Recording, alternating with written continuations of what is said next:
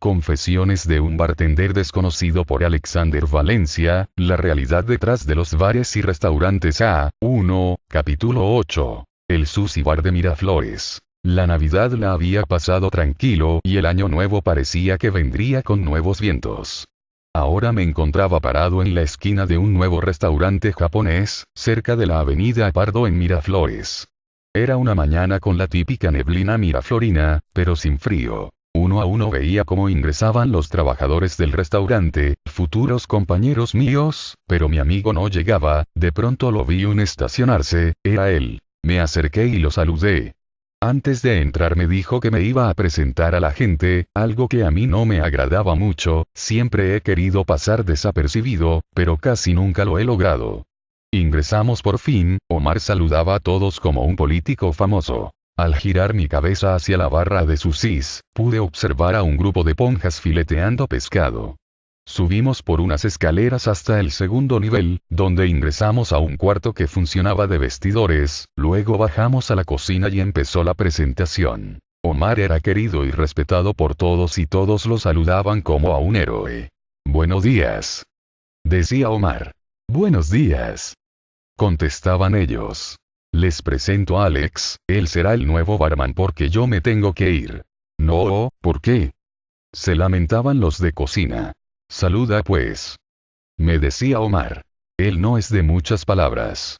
También le pueden decir Skrish jajaja. Cuando ingresamos al bar, era lo mismo de siempre, es decir, un anexo de 1 metro cuadrado al lado de la barra de sushis, con una silla de madera donde descansaba un cooler para poner el hielo, lo cual reducía más el espacio. Debajo de la barra no había un frigorífico o un conservador donde helar las bebidas, sino una gran caja de Tecnopor, donde se importaba el salmón traído de Chile. Ahí se las había ingeniado Omar para helar las botellas de gaseosas y cervezas, sumergidas en agua con hielo, y debo confesar que daba resultado, pero también estaban a la intemperie y expuestas a que las coja cualquiera que pasara por ahí. Detrás de mí había un pequeño estante de madera, donde se exhibían los licores y las copas del pequeño bar. Delante estaba la gran barra de sushis, con la exhibidora de pescados y mariscos. Todos los ahí presentes se veían ocupados, cortando y fileteando el pescado. Cuando ingresó Omar, otra vez lo saludaron como a un gran amigo. Había un ponja en particular, el cual había trabajado en el anterior sushi de la avenida El Polo y tenía el mismo carácter que el Itamae Samurai. Con los días lo iría conociendo. Era renegón y se creía una especie de administrador por ser amigo de los socios. Tal vez pensaba que yo era un aprendiz por no ser tan hablador como Omar, y creyó que podía agarrarme de tonto. Cuando me quedé solo sin la protección de Omar, el tipo empezó a hacer de las suyas, acosándome e instigándome a todo momento. Cuando yo preparaba un cóctel, él siempre se acercaba a probarlo y a decirme que sabía feo. Al principio yo no le decía nada, me limitaba a hacer mi trabajo y a observar su comportamiento. Veía cómo trataba a los demás aprendices. Hacía sonar su voz, gritaba para que todos vean que él era el macho dominante de la barra, pero cuando venía su esposa, una gorda engreída, entonces se ponía mudo. Siempre sucede lo mismo con este tipo de hombres, que se creen los machos dominantes en el trabajo. En la mayoría de los casos son todo lo contrario con su mujer dentro de su casa, es decir, unos pobres y tristes dominados, que descargan su frustración en el trabajo. Los demás compañeros eran, el chino infiltrado Frank, jodido e inmaduro a pesar que tenía un hijo. Otros dos primos, Itamaes y socios, Ralpa y Iván. Detrás mío, uno que había entrado en los mismos días que yo y que se hizo mi amigo, había estudiado en Galia y era un buen tipo, aunque si lo sacabas de sus casillas podía ser explosivo. Le decían Chito y sería él quien permanecería más tiempo en aquel restaurante, convirtiéndose con el tiempo en jefe de Itamaes y administrador. Ralpa era un Itamae que sabía hacer su trabajo y su arte, tenía cara seria pero también sabía reír con los chicos ayudantes de Itamaes. Al principio no confiaba en mí porque yo empecé rompiendo algunas copas, tal vez pensó que yo no estaba capacitado para ocupar el puesto de Omar. Después de todo, ellos eran buenos amigos y yo no estaba a la altura de su amistad. Después, cuando quiso acercarse a mí, ya era demasiado tarde, la amistad nunca llegó a prosperar entre nosotros. Jivan era su primo y era el segundo al mando cuando no estaba Ralpa, parece que le interesaba poco el mando, él solo hacía lo suyo y se iba. También había otro Ponja, parecido al personaje de Dragon Ball Z Krillin, al cual su primo Jivan apodaba Moscón. También tenían otro hermano que atendía en un restaurante más pequeño en San Borja, el primero que inauguraron, se llamaba Javier y era el más alto de sus hermanos. En todos ellos no vi nada especial, sabían hacer lo suyo y lo suyo era la comida japonesa criollada, es decir, fusionada con sabores peruanos, aunque también sabían preparar la comida japonesa purista, es decir, sin tantas combinaciones y mayonesas acevichadas. Al último de los hermanos lo conocí días después, le decían Lalo y se veía diferente a todos sus hermanos mayores, tanto físicamente como en su personalidad. Él estaba al mismo nivel de sus hermanos con respecto a la comida japonesa, pero era más noble y con ese toque más libre y menos tradicional que los otros. ¿Cómo no iba a ser así, si llevaba dentro el alma de un artista incomprendido? Con Lalo entablé una verdadera amistad que continuó hasta después de haber salido de aquel sushi bar, y en estos días en los cuales escribo estas confesiones, recuerdo que todavía le debo un dinerillo, el cual me prestó cuando yo más lo necesité. Si se enterasen sus hermanos mayores, seguro que lo desheredarían, pero bueno. Omar dejó el bar a las 2 semanas que yo ingresé, le hicieron una despedida en el mismo local y todos lamentaron su partida. Yo le hice una grabación con mi cámara, despidiéndose de cada uno de sus compañeros, parecido a cuando un hermano mayor se va de casa. Ahora me encontraba solo en aquel pequeño bar, los tragos de la carta eran los básicos, con algunas variaciones y fusiones como el sake sour, pero que no eran difíciles de hacer. Lo único insoportable era tener que trabajar al lado del Itamae neurótico y renegón, el cual se tomaba el atrevimiento de probar mis tragos y acecharme en todo momento. Quería provocar que le tenga miedo para finalmente dominarme. Yo al principio lo escuchaba y esperaba a que llegue mi momento, entonces vería qué pasaría conmigo. Por otra parte, con Lalo y con Chito dábamos nuestros primeros pasos de amistad, ellos eran los que más se acercaban a mí, mientras Frank, el chino infiltrado era el que más me jodía, pero de una forma graciosa y a veces irritante. Entre los mozos, había un trujillano alto, regordete y con cara de topo gigo. Era un tipo acomplejado y mitómano, pero que sabía tener su chispa en algunos momentos. También había otro mozo al que molestaban diciendo que parecíamos hermanos, eso a él le molestaba como si fuera una ofensa, pero a mí me causaba gracia. Después de ellos estaban las azafatas, una era de la provincia de Jaén y otra era una berraca chorada que duró un mes, para finalmente fugarse con el dinero de todos, producto de una junta. También había una chinita japonesa que trabajaba medio turno, solo en el almuerzo, le decían Natalie y era una buena chica, aunque estaba un poco loca. Una vez la encontré comiendo a oscuras en el almacén de licores, al preguntarle si se encontraba bien, ella solo me miró y soltó una risa rara, después me enteré que su papá había fallecido cuando ella era más chica y eso la había dejado algo perturbada, pero fuera de eso, era la que más me agradaba de las azafatas y creo que yo a ella también. Las demás azafatas llegaron unos meses después, en realidad eran aprendices de azafatas que estaban ahí por no tener nada que hacer en su casa. Una de ellas era una prima de los socios, las otras eran sus amigas inseparables, todas ellas de ojitos chinitos. Algo fundamental y decorativo en todo sushi bar. Por otra parte, la cocina caliente estaba conformada por chicos que vivían en el rico Pamplona al sur de la ciudad. El jefe de la cocina, por así decirlo, era un señor pelón que venía solo en las noches, después venían los hermanos Silupu, quienes habían emigrado del norte peruano, para volverse cocineros en Lima. Otro personaje entrañable, era un joven al que decían el flaco, era un chico noble y trabajador pero algo ingenuo y enamoradizo, luego estaba el lavaplatos al que decían lengüita, muy gracioso y malcriado a la vez, pero que no duró mucho.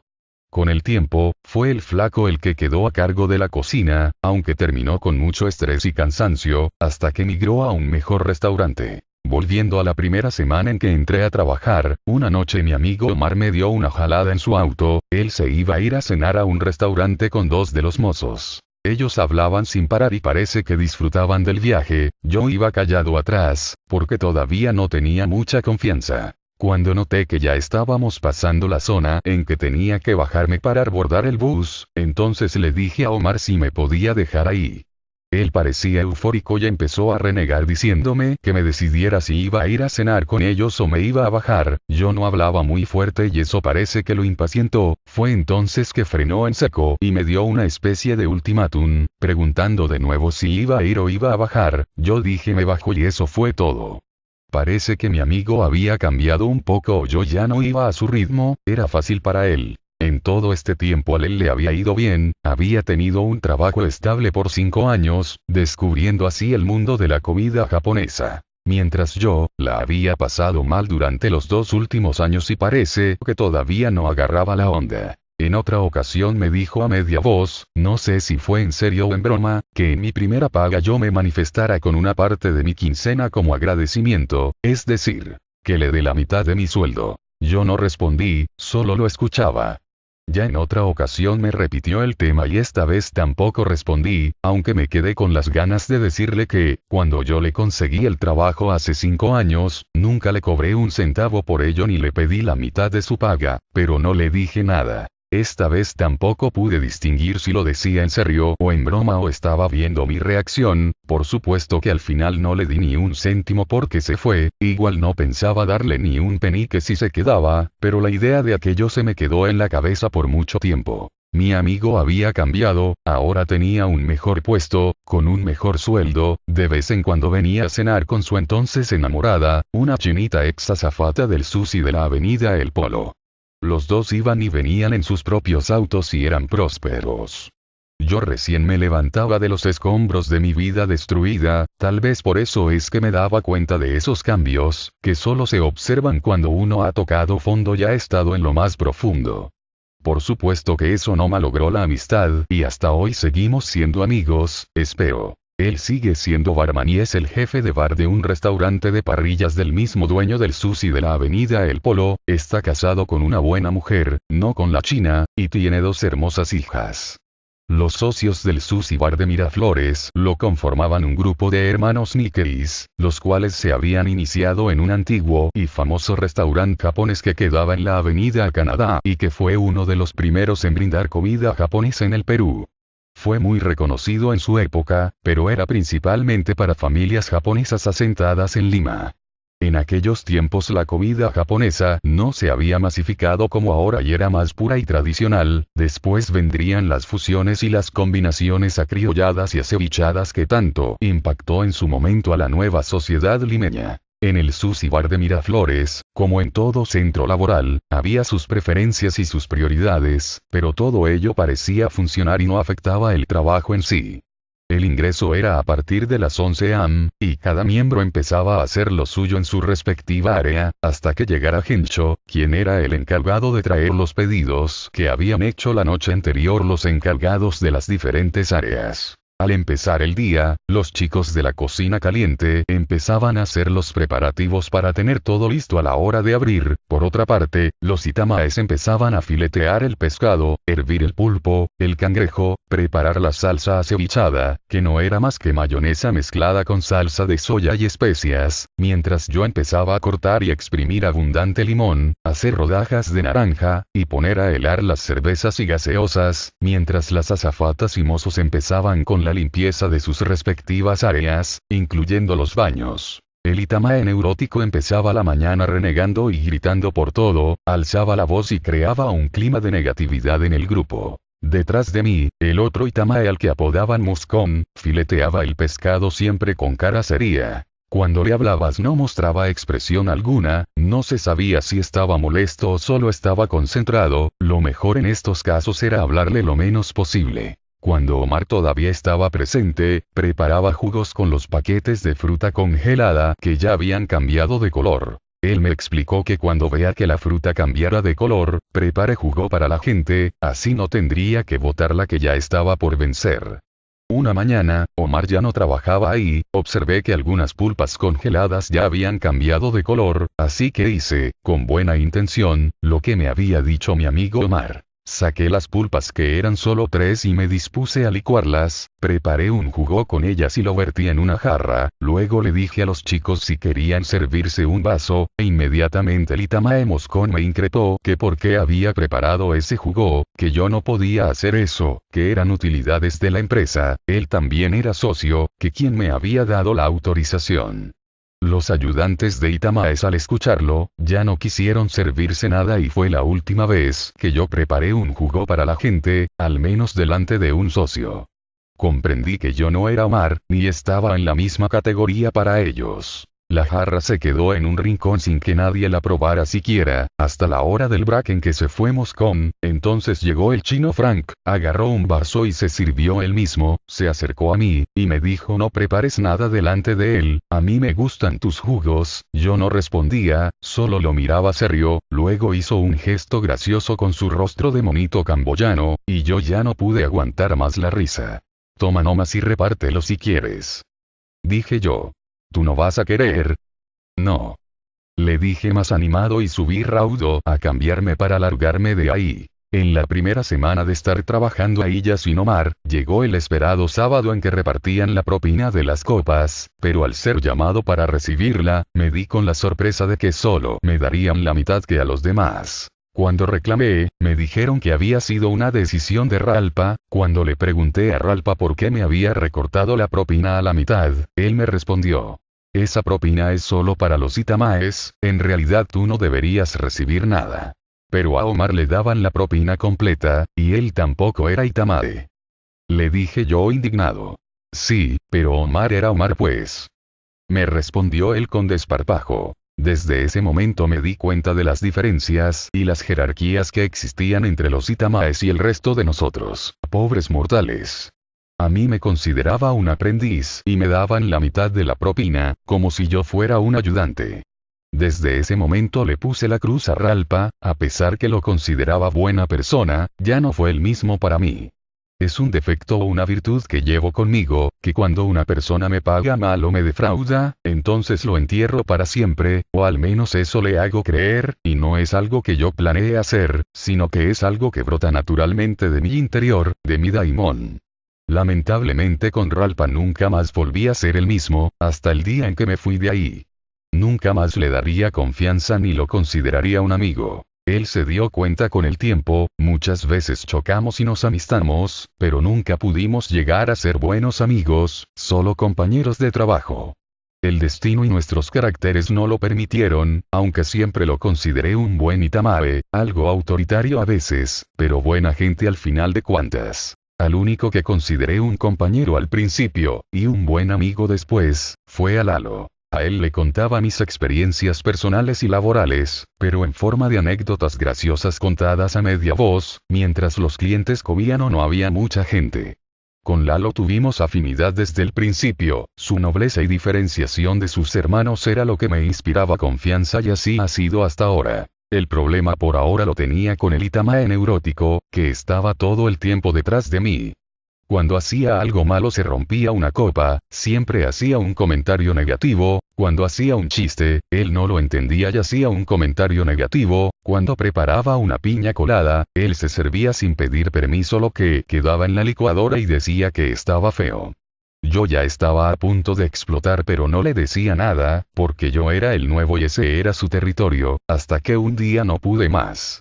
En aquel tiempo se servían las gaseosas en vasos y siempre quedaba un sobrante en la botella que se guardaba en el colero de hielo, así. Al final de la noche se podía acumular hasta 6 botellas, las cuales los Itamae cogían como si abrieran la refrigeradora de su casa, empezando por el Itamae neurótico, y seguido por el chino Frank. Los demás sí pedían permiso, incluyendo Lalo, quien era hermano de los socios y tenía más derecho que todos los demás juntos.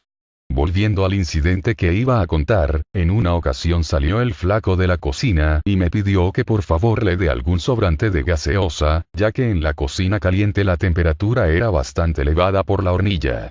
Yo me las arreglaba para darles sobrantes de gaseosa a los chicos de cocina cuando no estaban los Itamaes más insoportables, pero aquella vez, el flaco me lo pidió casi deshidratado, con una mirada de perrito sediento detrás de sus lentes empañados.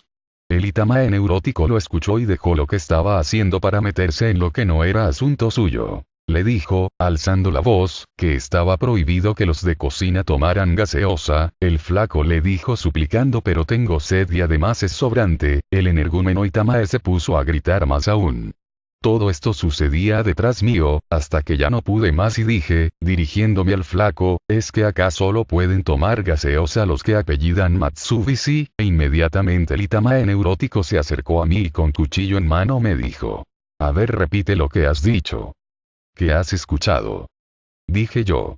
A ver, repítelo para escucharte mejor. Dijo él sin soltar el cuchillo. En 5 segundos tenía que pensar en una respuesta.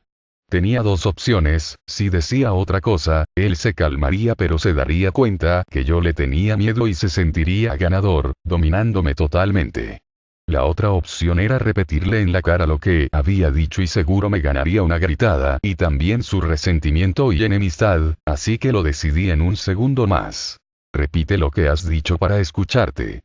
Decía él con voz amenazante. Lalo estaba presente pero no decía ni una palabra, solo observaba la situación. Entonces me volví hacia el Itamae amenazante y mirándolo a los ojos se lo repetí, dije que aquí solo está permitido coger gaseosas a los que apellidan Matsubishi.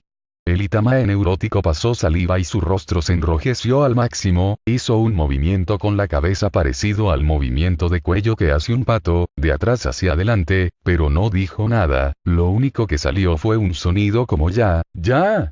Parece que no aguantó más y subió a los camerinos sin decir una palabra. Ya casi era la hora de cerrar y él ya se retiraba. Yo no me sentía un ganador, sabía que desde ahora sería su enemigo y me haría la vida más difícil, pero al menos sentía que había superado mi miedo y lo había enfrentado. El flaco de cocina agarró su sobrante de gaseosa con una sonrisa, Lalo no dijo nada y los demás aprendices de Itamae me pidieron permiso para coger las gaseosas sobrantes, el chino Frank también me pidió permiso para coger la gaseosa y me dijo ahora cuídate porque ese Gebon es vengativo. No le dije nada. No sabía lo que iba a pasar en los próximos días, pero una cosa sí tenía claro, no me iba a arrodillar ante ningún Itamae acomplejado, desde ahora respetarían mi área, como yo respetaba la suya. En los siguientes días empezaron las indirectas, pero al menos el neurótico Itamae ya no se acercaba a mi área ni cogía nada del bar. Gritaba como siempre, pero solo a sus aprendices. Conmigo no se metía, ni siquiera me hablaba. Yo estaba siempre en guardia, preparado ante cualquier reacción, hasta que un día pidieron un jugo de durazno, que no había, la azafata insistía en que lo saque, yo le decía que ofrezca otra cosa porque se había acabado el durazno, entonces intervino el Itamae neurótico. ¿Qué pasa acá? Dijo él, dirigiéndose a la azafata. Le he pedido un jugo de durazno y dice que no hay. Respondió ella. Luego se dirigió a mí pero sin mirarme a los ojos. ¿Por qué no hay jugo de durazno? Porque se ha acabado. Anda a comprar una lata de melocotón al supermercado. Nosotros no trabajamos con melocotón, sino con durazno. Es lo mismo, no te hagas el vivo. Yo lo miré y me puse en posición de defensa, esperando que él me mirara para poder responder, pero no lo hizo, solo sonrió y me miró de reojo. En ese momento me di cuenta que este sujeto era pura pose, pura boca, como un perrito que ladraba pero no mordía, que de carácter no tenía nada, solo se aprovechaba de los indefensos y de los nuevos. Era solo una persona con un enorme problema aún no resuelto. Por supuesto que no fui a comprar nada y ahí terminó la noche, sin ninguna otra novedad. En otra ocasión cuando subía a cambiarme el uniforme, no pude evitar escuchar la conversación que mantenía este Itamae acomplejado con el Itamae moscón. Ellos no se cambiaban con los demás, se cambiaban en la zona de las mujeres, detrás de la caja. Parece que se creían superiores por ser descendientes japoneses, aunque hayan nacido aquí, comido aquí y cagado aquí toda su vida. Lo que pude escuchar me dejó perplejo y con indignación. El neurótico conversaba con el moscón acerca de la guerra con Chile, el neurótico le decía yo no me considero peruano, pero a estos, les han sacado la mierda en la guerra.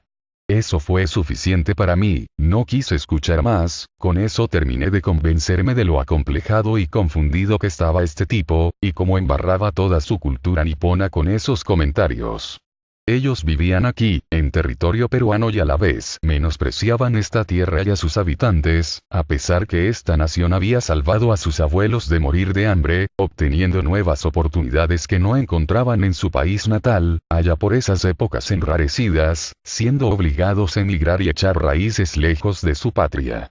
Pero esto parecía de nunca acabar, los emigrantes orientales y europeos, siempre se habían creído superiores porque el peruano oriundo así se los había permitido, y mientras el peruano siga teniendo un sentimiento de inferioridad y vean a los extranjeros como una deidad superior, entonces ellos se sentirían con más derechos de odiarlos y menospreciarlos.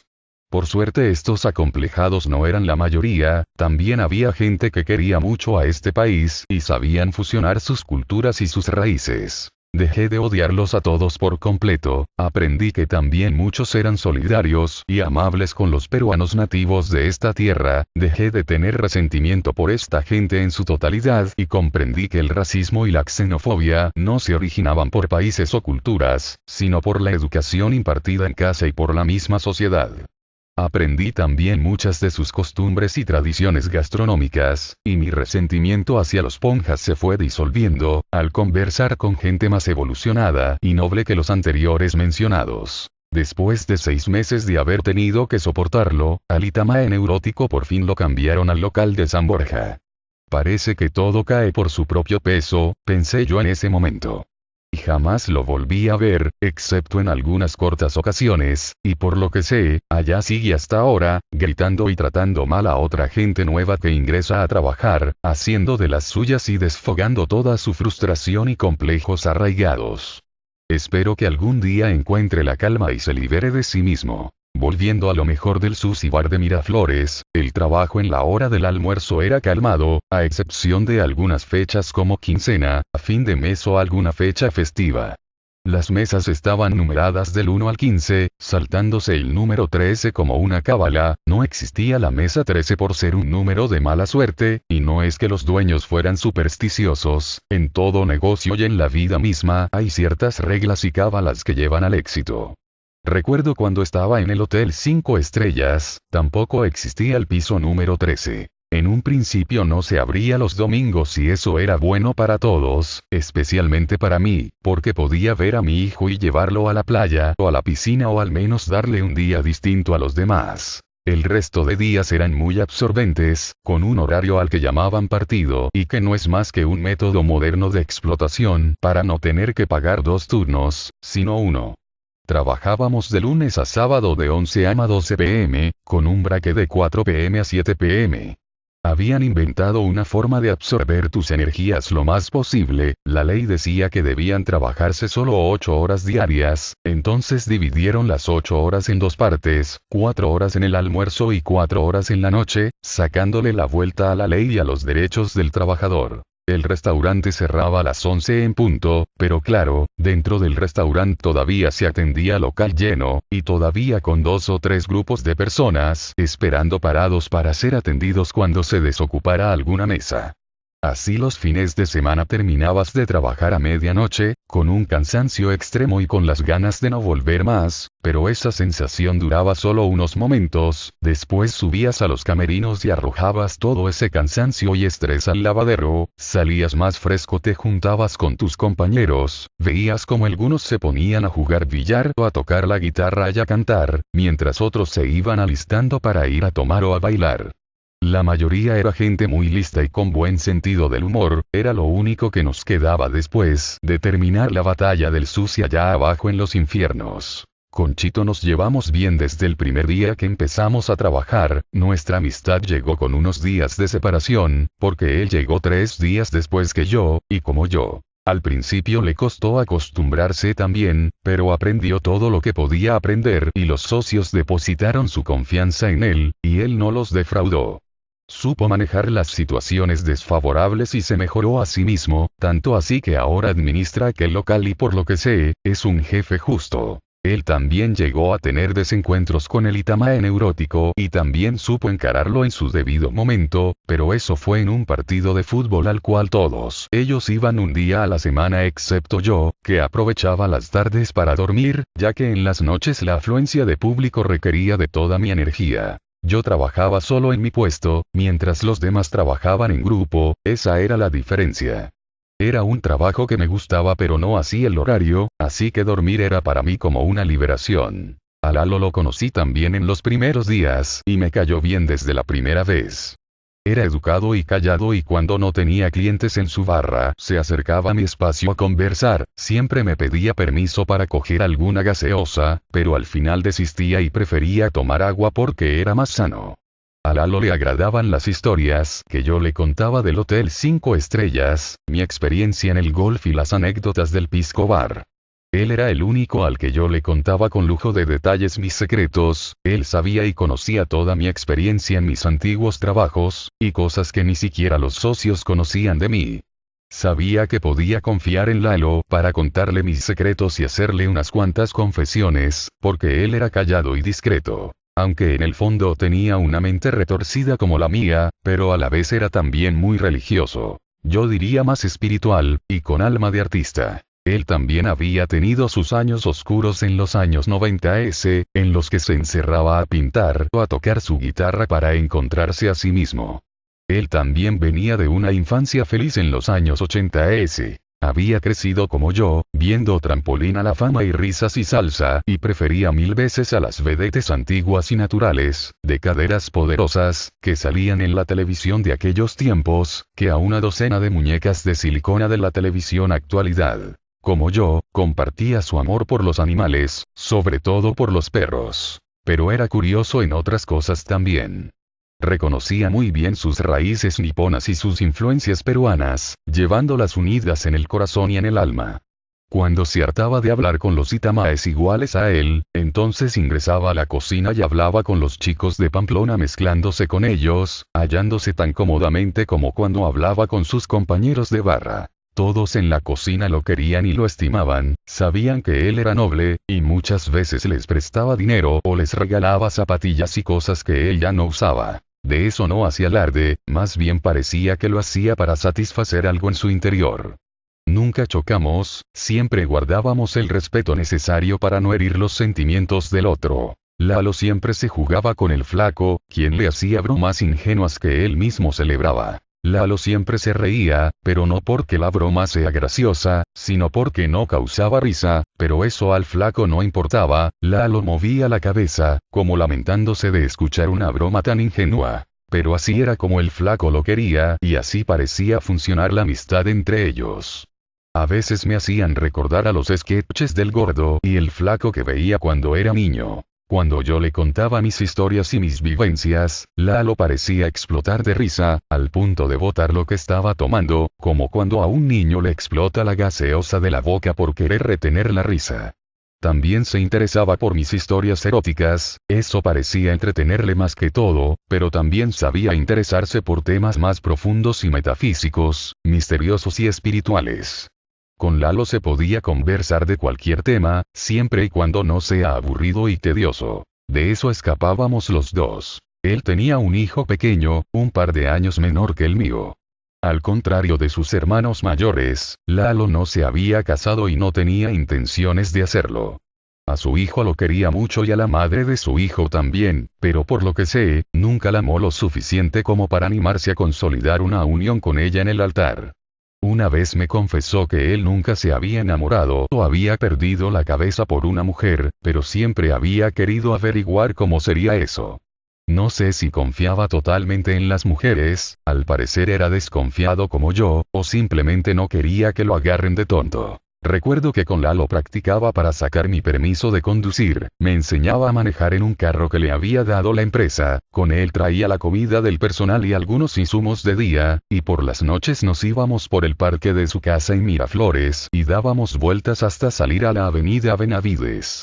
Prefería que Lalo me enseñara a manejar, él era una persona paciente, a comparación de la engreída de mi novia, quien ya tenía permiso para conducir y muchas veces me dejó botado. Lo que más nos unía era la buena música, él también había vivido la época grunge alternativa de los años 90. Junto con el flaco, éramos los que más nos entusiasmábamos por la música y las nuevas bandas inglesas y americanas que salían. A Lalo yo siempre le hablaba de Elliot, como si de un maestro monje budista se tratara, al cual había que ir a visitar a su montaña, para que nos predique de la buena música y nos haga una limpia de los malos gustos musicales actuales, haciéndonos navegar por las nuevas tendencias que ahora llamaban indie. En una ocasión fuimos a visitar Elliot, solo fuimos Lalo, el flaco y yo. Ingresamos a su sala y nos sentamos en sus cómodos sillones. Yo no pisaba la casa de Elliot hacía más de 4 años, pero la confianza y la amistad seguían intactas. Él nos recibió igual como siempre había recibido a sus amigos, y ellos sintieron la buena vibra enseguida, pudiendo disfrutar de una tarde acogedora y musical, aprovechando el break que teníamos, el bendito break que siempre se pasaba rápido. Lalo y Elliot se volvieron buenos amigos, Lalo le compró una buena cantidad de discos originales que Elliot le conseguía, él reconoció la excelencia y conocimiento musical de Elliot y el flaco también. Elliot nos había hecho escuchar al grupo canadiense Arcade Fire, con el cual quedamos enganchados, sobre todo el flaco, quien llenó su MP3 con todas sus canciones. Después de la velada, había que volver al trabajo antes de las 7 p.m. y hacer lo que mejor sabíamos hacer, nos despedimos de Elliot y de su música y enrumbamos al restaurante agradecidos. En otra ocasión los llevé a la discoteca Vampiros en el centro de Lima. Era una discoteca dark donde ponían canciones New Wave de los 80s, pero lo mejor venía después, cuando aparecían los drag queen, personajes parecidos a los de la película El joven manos de tijeras. Ahí estuvimos la noche de Halloween y la pasamos muy bien, cantando y bailando la buena música ochentera. Esas eran nuestras válvulas de escape para sobrellevar del rutinario trabajo, esos eran nuestros desfogues y manifestaciones artísticas musicales, arraigadas y aprendidas. Así combatíamos el peso de la vida y del trabajo, así éramos libres por una noche de fin de semana. El bendito break, todavía lo recuerdo, eran las 3 horas en las cuales podías ponerte a dormir o salir a la calle a malgastar tu tiempo y tu dinero en lo que quisieras, siempre con la sombra de que tenías que volver antes de las 7 p.m. Eso causaba una sensación de angustia en mí, porque yo quería que el break fuera eterno, soñaba con que algún día pueda tener espacio libre para mí, soñaba con trabajar medio turno y a las 4 p.m. largarme a mi casa o a pasear. El tener que volver me causaba una sensación de opresión. Por eso prefería dormir y entrar en un sueño profundo, dejar que el alma vuele por unos momentos y no estar aprisionada en este cuerpo, al que yo, por voluntad propia, obligaba a seguir esa rutina. Así seguía y seguía, porque el trabajo era una bendición, decían, porque el que trabaja triunfa, decían. Yo había planeado aguantar 2 años ahí metido, ahorraría lo que pudiera y me retiraría antes de que mi cuerpo y mi salud me pasen la factura. Una vez a la semana aprovechaba el break para ir a ver a mi hijo, la distancia del trabajo a su casa eran 25 kilómetros que hacían 1 hora de viaje de ida, más 1 hora de viaje de vuelta, así que solo me quedaba 1 hora para estar con él y por supuesto no era suficiente. El viaje era tortuoso y el bus nunca llegaba a tiempo, después de 1 hora, bajaba y tenía que abordar un mototaxi hasta llegar a su casa, tocar la puerta, sacar al niño y llevarlo a jugar los juegos virtuales que a él más le gustaban. Pasábamos 1 hora ahí metidos, prefería ver cómo jugaba Tekken o Carrito, que estar caminando como idiotas por la calle, comiendo una galleta y viendo el cielo gris de Lima. Tampoco era divertido quedarme sentado en la sala de su casa sin que nadie hable conmigo, más que la abuelita. Mientras él jugaba, yo me sentaba a su lado y observaba en el reloj cómo se iba acabando mi tiempo, pero no el del juego, sino mi tiempo con él. Era 1 hora cortísima. Más me lo pasaba en el bus que con mi hijo, luego venía la despedida y por supuesto, él se quedaba siempre triste por no poder estar más tiempo conmigo, mientras yo no podía hacer nada, porque no le pertenecía a él, le pertenecía al trabajo y al reloj que nunca paraba a darme una tregua. Recuerdo esa época con mucha tristeza y frustración y espero que no vuelva nunca más. Algunos fines de semana me traía al niño al trabajo, hacíamos el viaje de 1 hora hasta Miraflores y lo hacía subir al 2.º piso del restaurante, en el cuartito donde nos cambiábamos. Ahí había una televisión, un DVD y un PlayStation que los Itamaes menores habían comprado para entretenerse. Ahí se quedaba él, y le ponía el juego de Soxer y la del carrito. Él se distraía jugando mientras yo me disfrazaba de barman y bajaba a darle a la licuadora, para empezar la batalla del fin de semana, los cuales siempre eran fulminantes para el cuerpo y la mente. Las azafatas se emocionaban al ver a mi hijo y lo engreían, le daban galletas, le subían gaseosas y maquis, todo para quesito, así le decían por lo blanco que era. Él solo se reía, parecía disfrutar el salir de casa y pasarla conmigo aunque sea por un día. La noche transcurría, de rato en rato yo subía para ver cómo estaba y le cambiaba de juegos para que no se aburriera. Algunas veces lo encontraba comiendo y jugando, otras veces lo encontraba dormido y otras veces salía él y se me quedaba mirando desde arriba, por el puente de madera que tenía el restaurante en el segundo nivel. Con ojos de curioso observaba todo lo que hacía y con señas me decía que suba. Siempre había una azafata pendiente que subía y lo atendía, explicándole que yo no podía subir porque estaba ocupado. De eso no se podía quejar, tenía la atención de todos. Hasta los socios lo querían y creo que yo era el único al que le permitían que lleve a su hijo al restaurante, aunque no era muy seguido. Terminada la jornada de trabajo, salía con él y nos íbamos caminando por la avenida Pardo hasta llegar al Parque Kennedy de Miraflores, ingresábamos a una conocida sanguchería y comíamos nuestras hamburguesas, mientras mirábamos a través de los cristales a la gente nocturna, yendo y viniendo hacia los restaurantes y bares miraflorinos. Luego subíamos al transporte público y hacíamos el viaje de 1 hora hasta mi casa. En el camino él iba viendo los negocios y los establecimientos, siempre preguntando qué era eso y por qué, y cuando le daba una respuesta, me salía con otras 2 preguntas más, y por qué esto y por qué lo otro, mientras le observaba todo con curiosidad, hasta que poco a poco se iba quedando dormido. Unos paraderos antes de bajar, lo despertaba delicadamente para que no se asuste. Eso lo hacía porque recordaba cómo me despertaba bruscamente mi padre, de un solo sacudón, lo cual me hacía sentir que, mi cuerpo despertaba antes que mi alma entrara en él y mi sistema nervioso se alterara. Odiaba la forma en que me despertaba mi padre, por eso hacía todo lo contrario con mi hijo. Entrábamos a la casa, subíamos al cuarto, y nos dormíamos juntos esperando el domingo, único día de descanso y libertad, para poder ir a pasear o simplemente no hacer nada. Luego llegaba el anochecer del domingo y tenía que volver a hacer el viaje de 1 hora para devolverlo a su casa. Mientras tanto, el lunes esperaba tras la luna llena, haciéndome recordar que al día siguiente tendría que volver al trabajo y él al colegio, y así repetir la rutina, semana tras semana. En aquel tiempo yo todavía creía en el trabajo y en el estudio y pensaba que aquello era lo mejor para el progreso del ser humano. Años más tarde, esa fórmula no tendría más sentido para mí. En el sushi bar de Miraflores, los clientes parecían pasarla bien siempre, con una vida holgada y sosegada. Parecían divertirse a menudo o eso aparentaban, tal vez el salir a cenar y a beber, eran sus válvulas de escape, tal vez ellos también sufrían en sus puestos, no lo sé.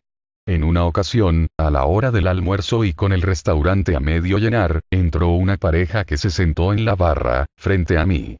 Yo me encontraba en el almacén en ese momento, sacando algunos insumos para el stock del bar. Cuando salí, pude finalmente verlos. Él era un tipo como cualquiera, se notaba que eran pareja o estaban en proceso de serlo, ambos tenían sus rostros mirando hacia la carta y conversaban qué iban a pedir, cuando de pronto, la mujer alzó la mirada y pudimos vernos cara a cara.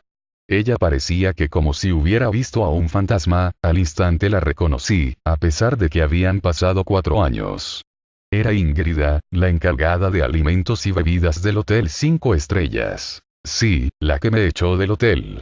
Su rostro no dejaba de mirarme asustada, con sus grandes ojos de pez. Yo también la miré al rostro pero no la saludé, solo la miré serio y digno. Ella no aguantó más ya que estaba sentada a 1 metro de distancia de mí. El ingenuo acompañante enamorado no dejaba de hablarle y de cogerle la mano, obviamente eso la delataba mientras yo le lanzaba una mirada de juez. Parece que eso le remordió la conciencia y no soportó más el tenerme delante.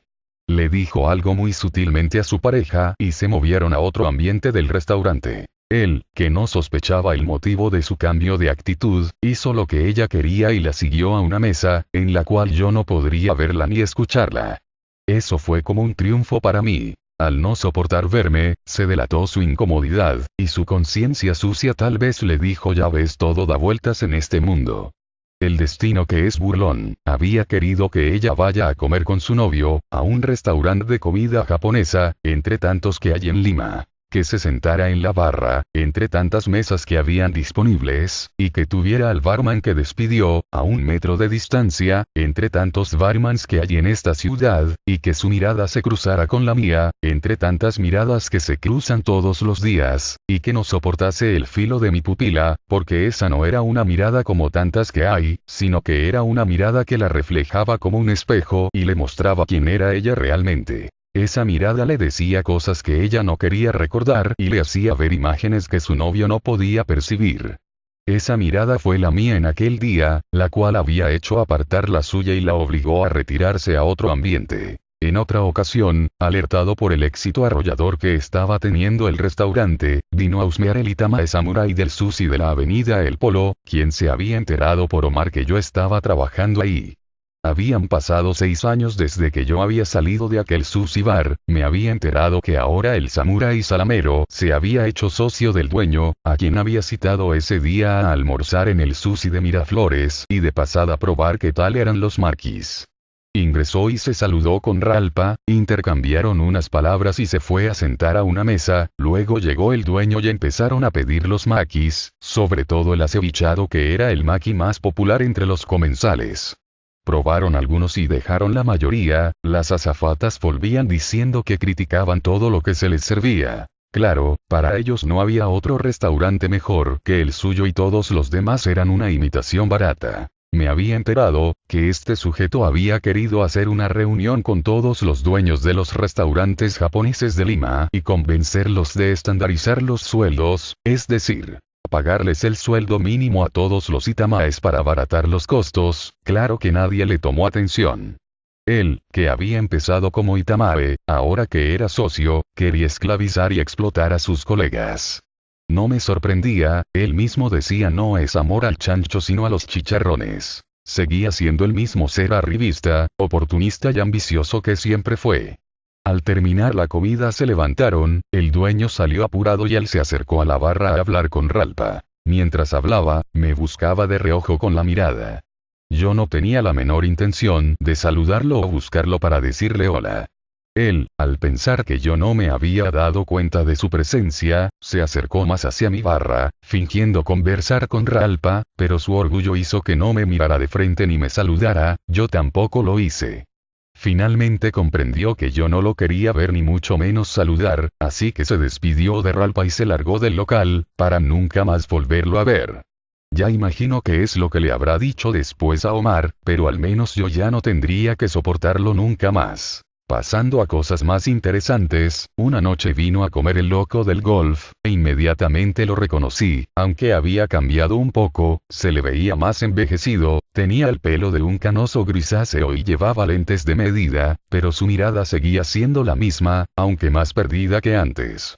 Por supuesto que no me acerqué a saludarlo, solo me puse a observarlo desde una distancia prudente. Él tampoco me reconoció, a pesar que se sentó en la barra de sushis, aunque algo alejado de mí. E inmediatamente le avisé a Lalo, y discretamente le dije: ¿te acuerdas del loco del golf, del que te conté una vez? Mira, ahí está. Es él. Manda. Dijo Lalo sorprendido. Parece ido, tiene los ojos perdidos. Sí, dije yo. A ese tipo le han fregado la vida. Dijo Lalo al verlo detenidamente. Lo observamos por un momento, sin que él sospechara siquiera que lo estábamos mirando. Luego de eso intercambié algunas palabras con Lalo y cada quien siguió en lo suyo. El loco permaneció media hora más sentado en la barra, comiendo y mirando al vacío, luego se retiró del restaurante y se desvaneció de mi vida. Espero que ahora le vaya mejor, porque en el fondo era un buen tipo, solo estaba perdido en la miseria de tener solo dinero y carecer de amor y comprensión. Entre los clientes, también venía gente con sentido del humor y de muy buena onda, así como artistas del cine, la radio y la televisión. Entre la gente famosa que pude atender, vinieron muchos que ya no puedo recordar y otros a los que recuerdo muy bien. Una noche vino Beto Ortiz con Aldo Miyashiro, se sentaron en la barra a conversar de su proyecto televisivo Enemigos Íntimos, también nos visitó Raúl Romero, Miki González, recién separado de su esposa, el futbolista Claudio Pizarro, Magali Medina con su productor y con su seguridad personal, la conductora Verónica Ayllón. Pedro Suárez con su esposa, sentados justo al frente mío, él pidió un jugo de lúcuma con leche y al terminar pidió repetir el jugo, pero inmediatamente cambió de parecer. También vino Carlos Galdós con su antigua esposa, el comentarista deportivo Eddie Fleischmann junto con su esposa y su hija, y muchos más. Pero si los artistas y la gente conocida del medio a veces ponían cara de que no los molestasen, la contraparte era la gente anónima y libre de fama. Ellos eran quienes más disfrutaban de las delicias que les servían los Itamaes, pero sobre todo, se veía que disfrutaban de la libertad y el anonimato, al no tener que lidiar con el acoso de los autógrafos y fotos a cada momento. Cada cliente asiduo, buscaba a su Itamae favorito para que lo atendiera, los clientes que se sentaban en la barra eran diferentes a los que se sentaban en las mesas. Iban a la barra porque les gustaba conversar con los Itamaes, para que les sacaran las rarezas y manjares exquisitos que no estaban en la carta y que el común de los comensales no conocían. Los demás comensales, solo venían por los maquis acevichados y alguno que otro maqui de moda. La gente de la barra, en su mayoría era graciosa y buena para la conversación y los placeres de la comida. A veces también venía a cenar mi amigo Omar con su chinita y siempre se sentaba en la barra a conversar con Ralpa. La última vez que vino, estaba yo tan cansado y había tenido un mal día, que no me acerqué a saludarlo. Lalo me dijo que Omar preguntó por qué no lo había saludado. No era nada personal, era solo el tedio de hacer lo mismo cada día todos los días, o tal vez me empezaba a importar todo un reverendo rábano. Entre los Itamaes extranjeros que trabajaron un tiempo con nosotros, estuvo un chileno que entró a trabajar por unos meses. Nunca supe si fue recomendado o solo fue cuestión de prácticas. El chileno era buena gente y no era un mal tipo, él decía que eso se debía a que no era de Santiago, no recuerdo de qué región dijo que era, pero decía que en el sur la gente era más hospitalaria que en la capital, y tal vez tenía razón. La cuestión es que, este compañero momentáneo ingresó a la barra a hacer maquis y se ganó la confianza de todos. Tenía una nariz grande y aguileña, y como es costumbre entre los peruanos, al instante le pusieron un apodo, o chapa como algunos dicen. No sé si fui yo el que empezó, pero cada vez que el chileno ingresaba, alguien hacía el sonido de un loro, por supuesto eso causaba la risa de todos nosotros, incluyendo también la de él. Por esos días entró a trabajar también una anfitriona muy guapa y de buenas caderas. Ella era guanuqueña, y la verdad más parecía una italiana con su pelo negro azabache. Claro, mientras no hablara, porque ni bien empezaba a hacerlo, se le salía el acento y algunos se burlaban. El asunto es que aquella anfitriona entró en coqueteos con el chileno. Una noche él la esperó fuera del restaurante, cuando ella terminó su turno, salió a su encuentro y se fueron en un taxi a concretar su amor. Claro que ella tenía a su novio en Huánuco, pero sabía saltarse esas reglas para disfrutar de su belleza y su juventud. Lo que ellos tal vez no sabían, era que un siglo antes, en la guerra con Chile, varios soldados chilenos se asentaron en Huánuco y se rehusaron a regresar a su país cuando la guerra terminó.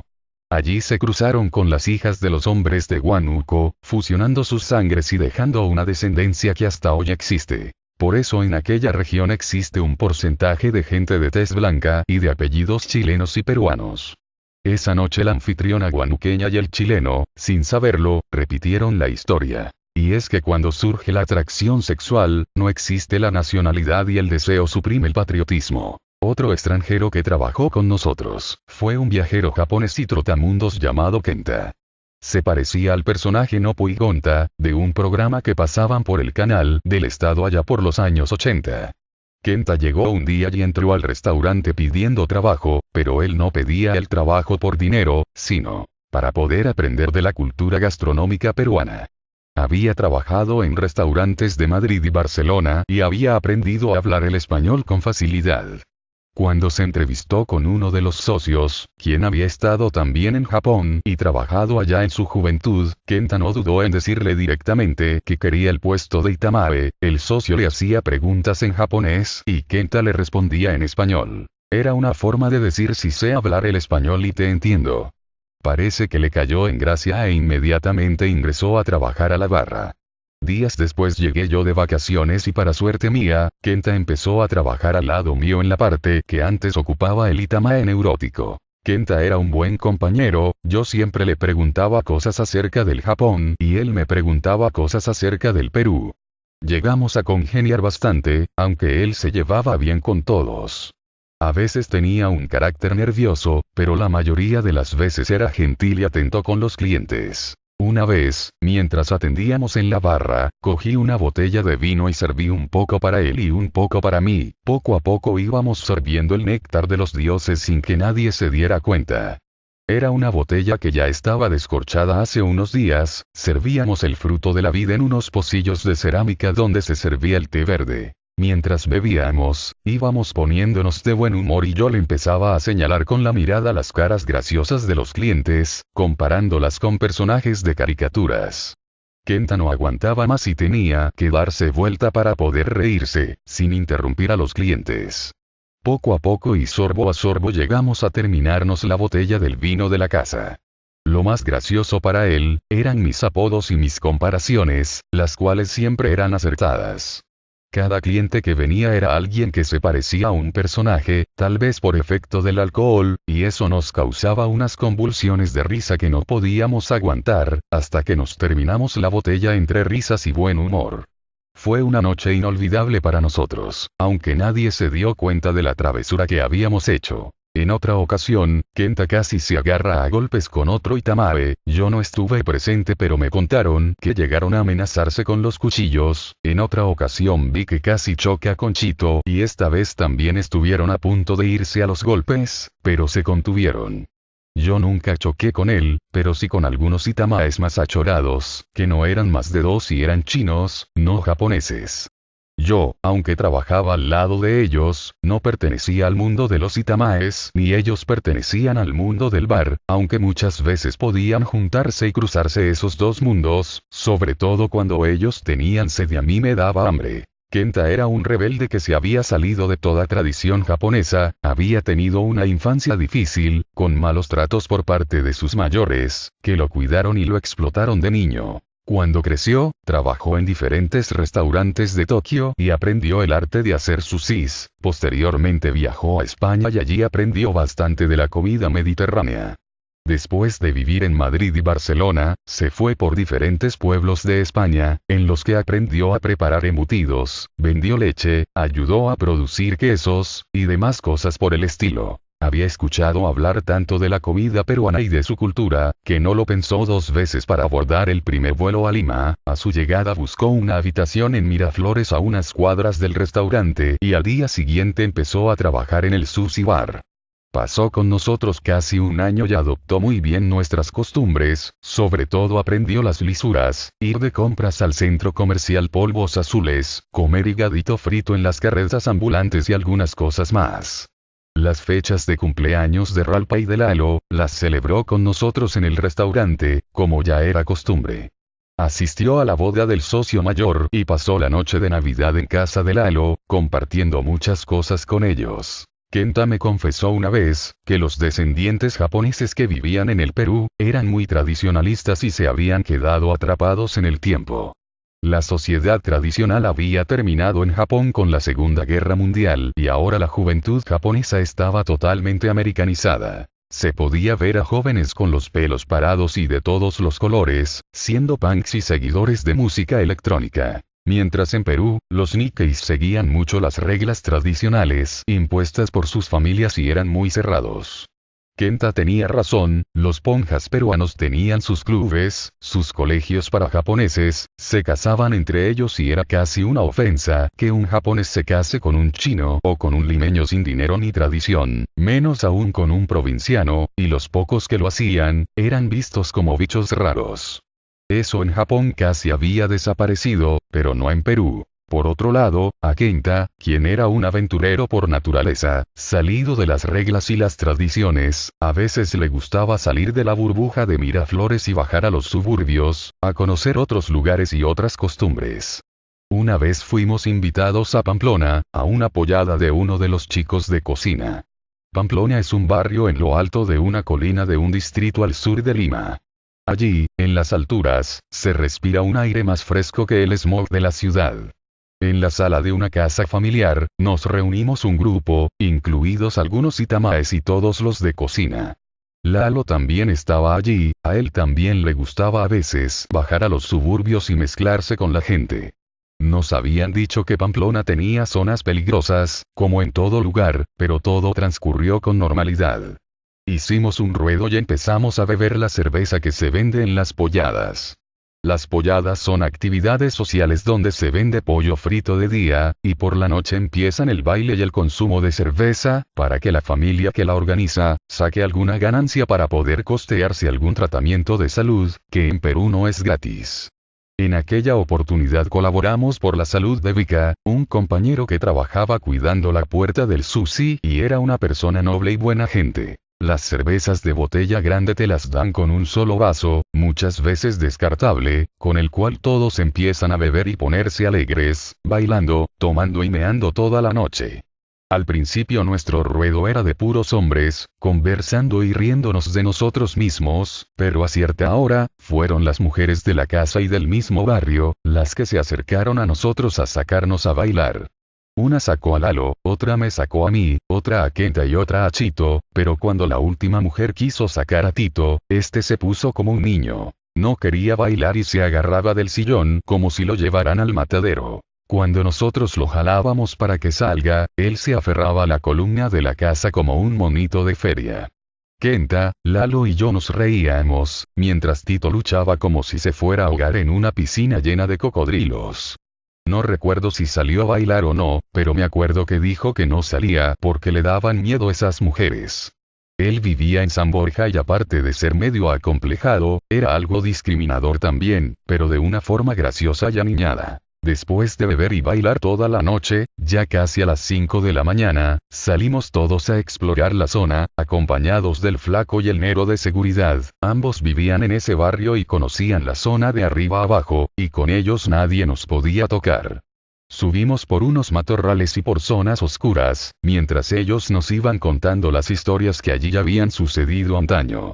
Todos estábamos alegres por el alcohol pero conscientes, íbamos en grupo y todos se daban cuenta que no éramos de allí. Bajamos hasta un puesto ambulante, donde una viejita vendía en una carreta, un delicioso caldo de mote, que yo no disfrutaba desde hacía muchos años.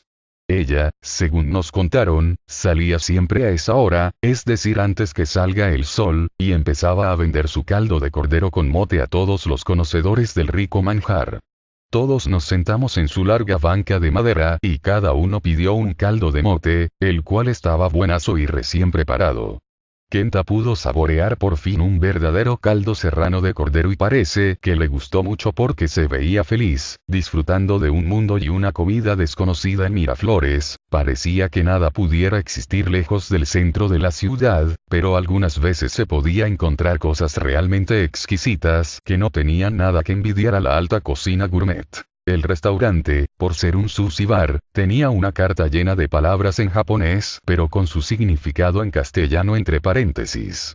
De las palabras utilizadas, no todas eran de un japonés puro, algunas eran fusionadas fonéticamente con el inglés. Así teníamos la palabra ebi furai que significa langostino frito, pero la palabra furai había sido tomada de la fonética anglosajona fried.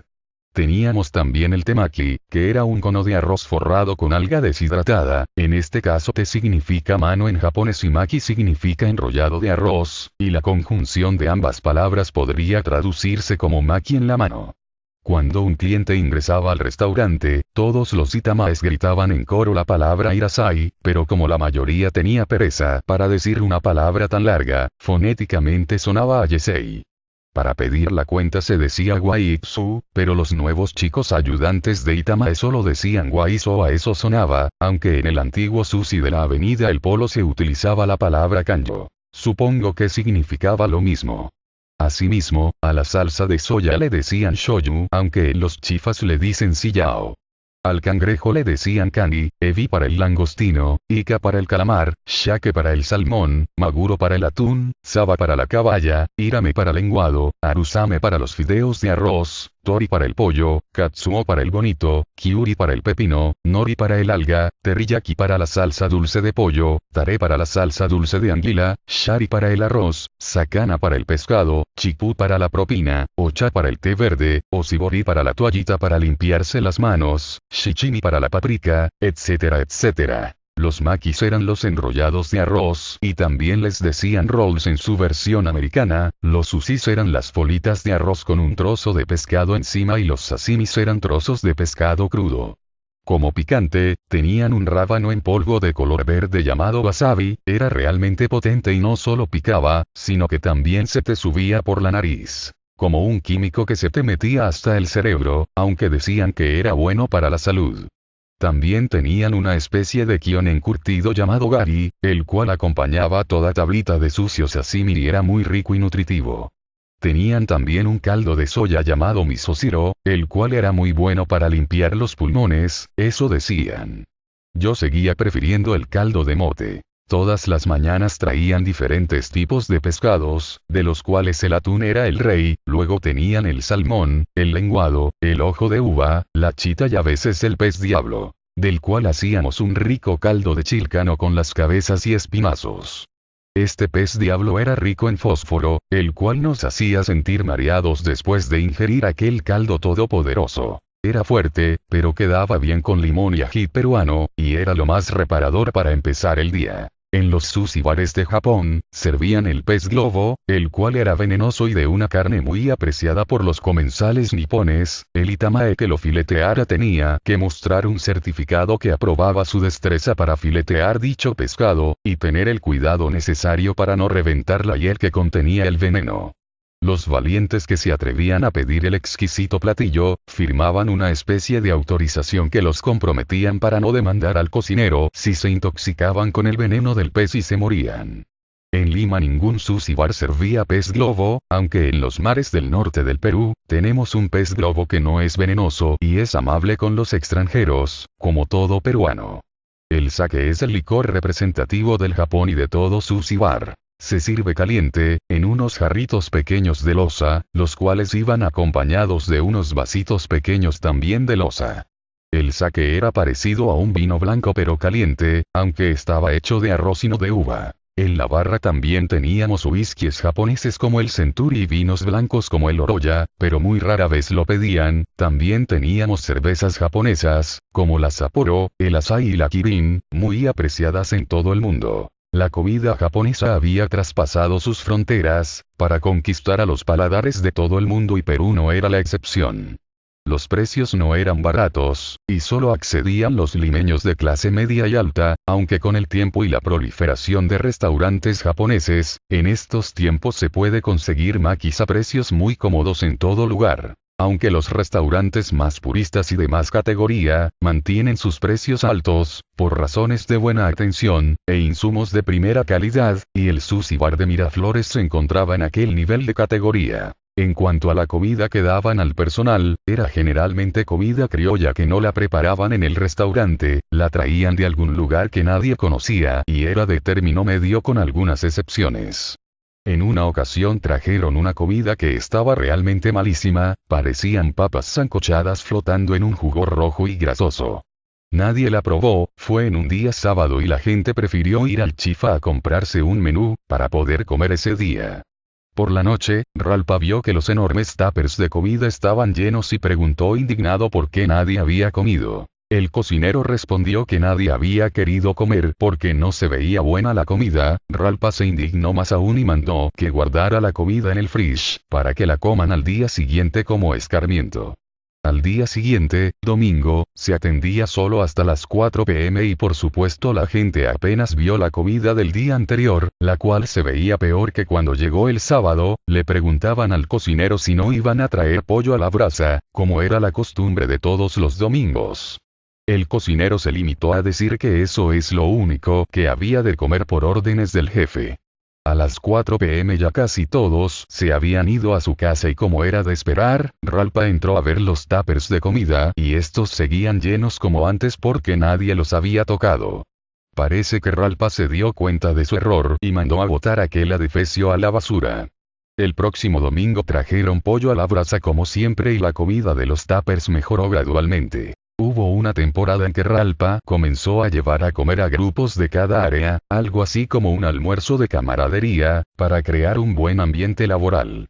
Esto era como una especie de acercamiento a sus trabajadores. Imagino que en sus reuniones con los socios, o tal vez en sus capacitaciones como dueño de una empresa, le decían que el personal debía tener cada cierto tiempo un acercamiento entre compañeros y empleadores, para que así se fortalezca la relación empleador-empleado. El primer almuerzo fue con los itamaes, luego con la gente de cocina caliente, y por último con los mozos. Como yo no encajaba en ninguna de las tres áreas, puesto que trabajaba solo, se me anexó con los mozos y azafatas. No puedo decir en qué consistían las reuniones con los itamaes, supongo que también iban a comer, pero a restaurantes tradicionales japoneses o chinos. En dichas reuniones se les decía que ellos eran los que podían disponer de los insumos, que ellos eran la cara del restaurante y que gracias a su jerarquía, ellos estaban por encima de la cocina caliente y de todas las demás áreas del restaurante. A los chicos del área de cocina, supongo que se les decía que debían mantener el orden, la limpieza y la rapidez en la cocina. Que los platos tenían que salir más rápido para que no haya ninguna queja por parte de los comensales, lo cual haría que llegaran mejores ingresos, y por ende, una mejora en su porcentaje, y que esa cantidad con el tiempo iba a ir en aumento. En cuanto a los mozos, área en la que me habían metido por ser un lobo solitario, aquel día en aquella comida, la cual se realizó a la hora del braque para no interferir con el horario de trabajo. Recuerdo que nos llevaron a un restaurante a un par de cuadras en la calle Berlín, ahí ya habían reservado una gran mesa con Ralph a la cabeza. Mientras él iba a coordinar con el jefe de mozos, nosotros empezábamos a comportarnos como unos colegiales, haciéndonos bromas a media voz, para que no escuchase el profesor. Después de unos instantes empezaron a salir los platos, una especie de mini buffet con 4 o 5 platillos diferentes en una especie de ollas de barro, generalmente comida criolla. Todos y cada uno empezó a degustar los platillos y a tomar los vasos de gaseosa. Después de una hora, cuando ya habíamos acabado, Ralph empezó a preguntar a cada uno si teníamos alguna queja o teníamos algo que decir, no de la comida, sino del trabajo. Por supuesto que nadie decía ni una palabra de lo que realmente sentía y nadie se quejaba. Parecía como cuando el profesor pregunta si tienes alguna queja contra él y el alumno, que no es tonto, dice que ninguna, aunque después, entre compañeros, lejos del profesor, digan todo lo contrario. Así, después de terminado nuestro almuerzo de confraternidad, cada uno se fue a hacer lo que podía con las horas restantes que les quedaban.